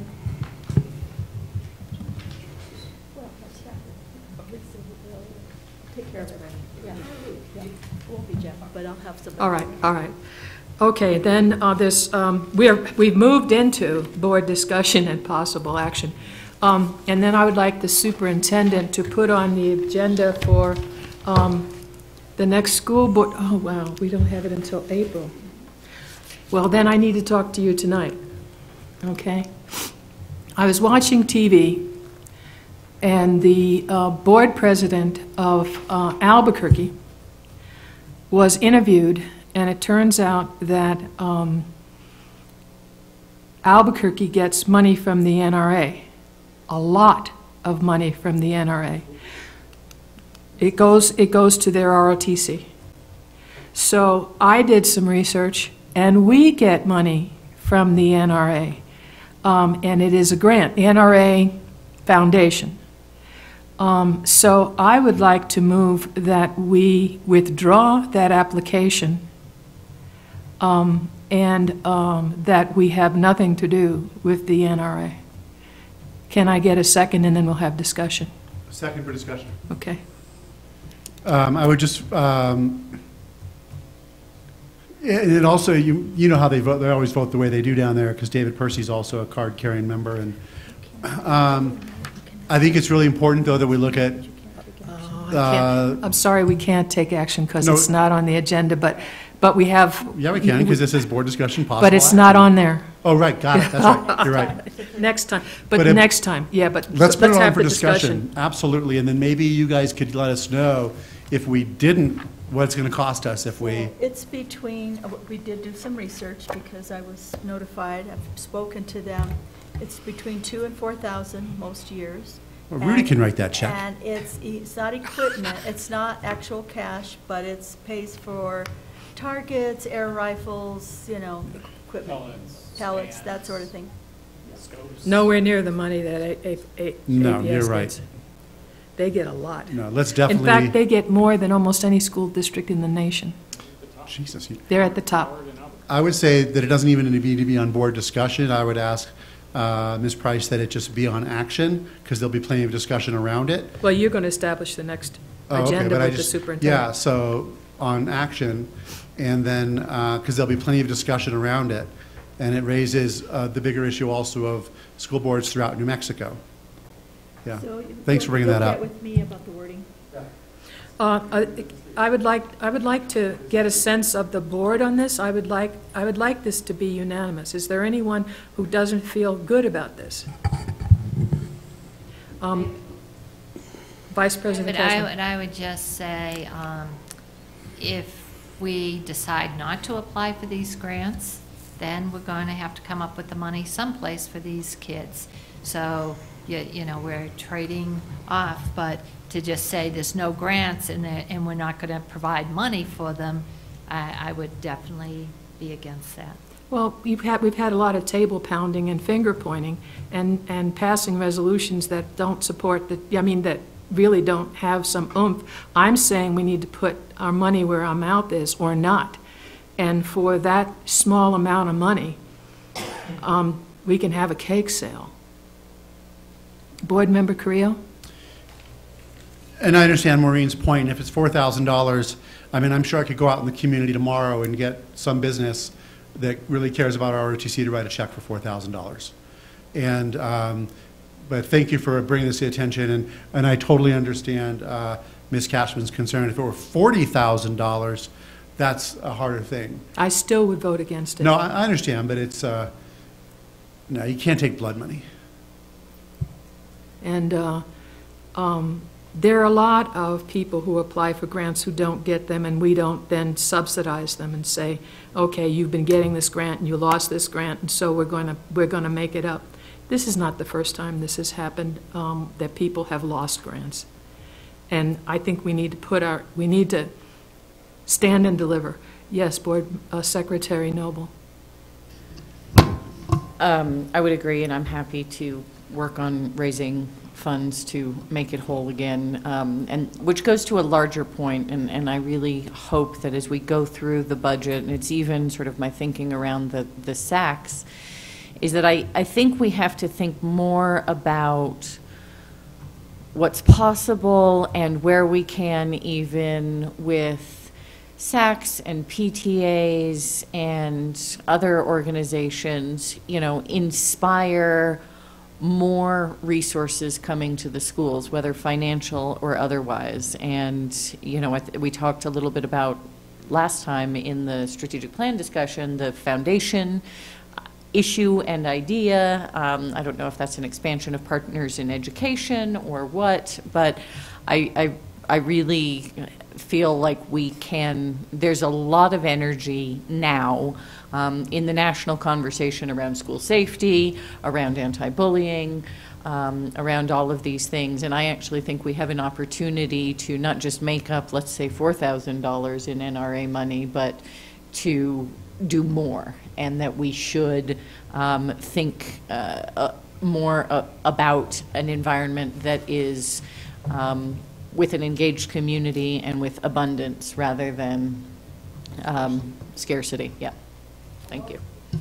I hope those of you, the thousands of you who are listening to this meeting tonight, consider donating so that we can do the right thing here.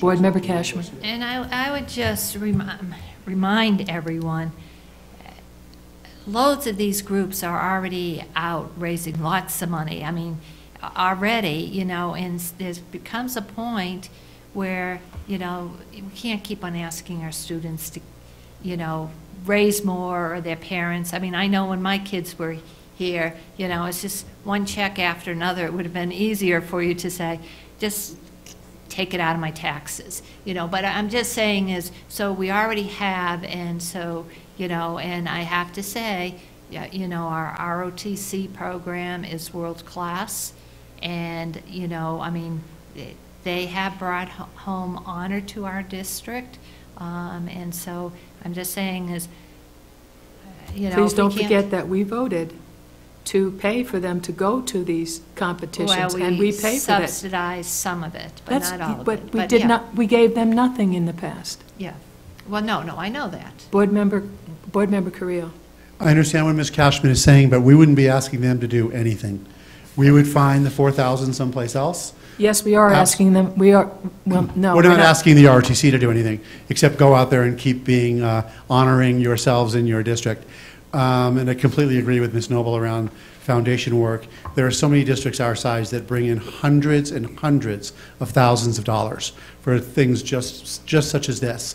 And I went to that seminar, I don't know, it was like 3 years ago. I think it was like in New Orleans, and where some people are having tremendous success. We wouldn't be, I agree with you. We can't keep asking them to foot bills, and we won't. This isn't about that. It's just not taking blood money. I mean, I just can't in good conscience support us continuing to take grant money from the NRA. We never have enough money, but we do our very best. I just want to say is, we do have people within our community that do support the NRA. So I'm just saying that, so. So what? Board Member Carrillo, I'm sorry, Board Member Garcia. Board Member Carrillo Garcia.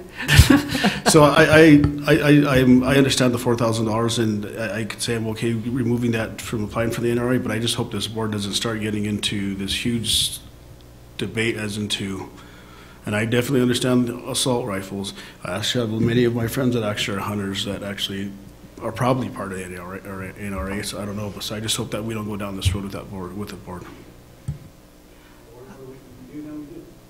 I just brought that up for our consideration. There's been a lot of table pounding and a lot of finger pointing. This is an opportunity for us as a board to take a very sound, rational action and say, we won't ask, we won't apply for the money. I'm not saying anything about guns.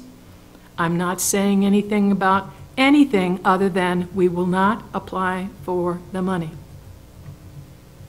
And there are a lot of organizations and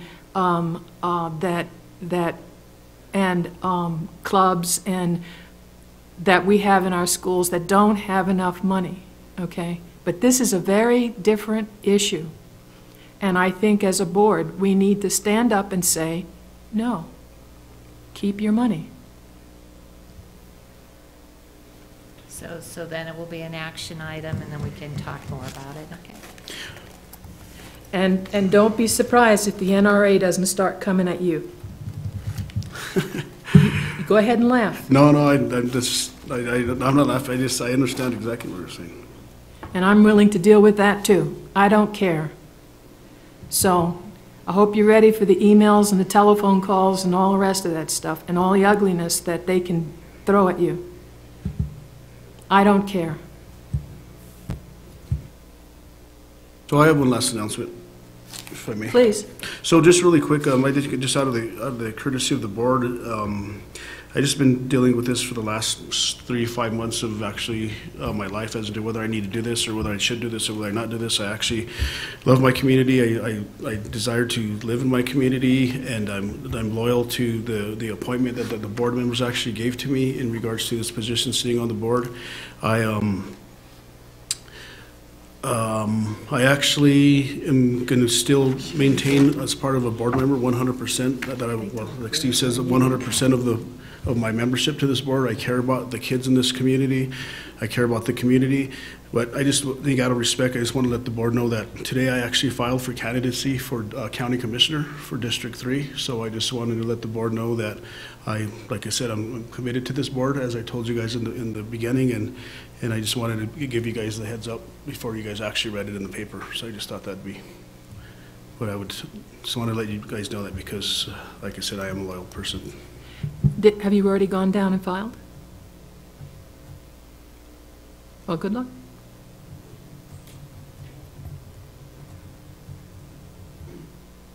Board Member Creo, did you have something? Oh, okay, okay. I'm ready to eat.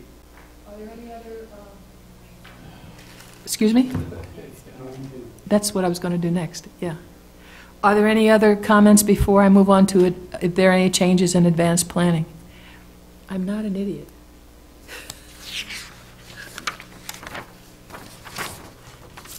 Any changes to advanced planning? Does anyone see any errors or things that they want to have added?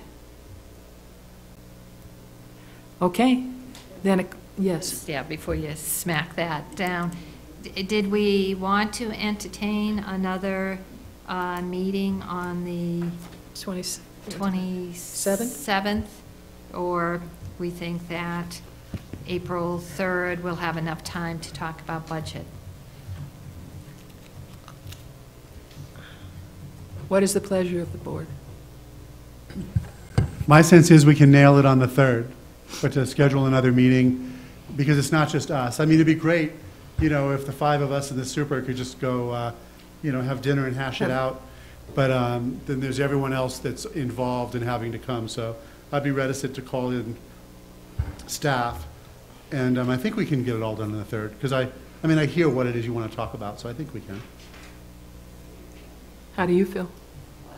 As long as everybody prepares for the 3rd, that it could be a long meeting, I'm okay with it, but if, On that point, though, because this would be at the last, I will be out on medical leave on the 15th, because I'm having that dental procedure. But I trust staff, they can do that, but most of the staff, and you all encourage some senior staff to take off for spring break. It takes a lot of planning to be ready for a board meeting. We also have to have board review. I don't really know how we could pull that off to meet on the 27th. so then I withdraw that suggestion, but let's plan on the 3rd will be a long meeting. Okay.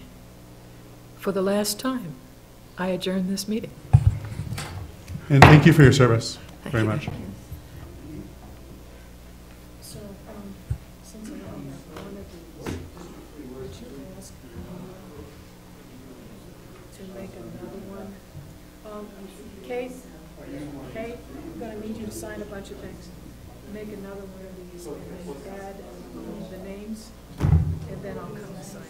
Okay. So we Let me need know. one for Nancy and One one for... Actually, Carl, could you make a copy of this? That way she can sign it, and that way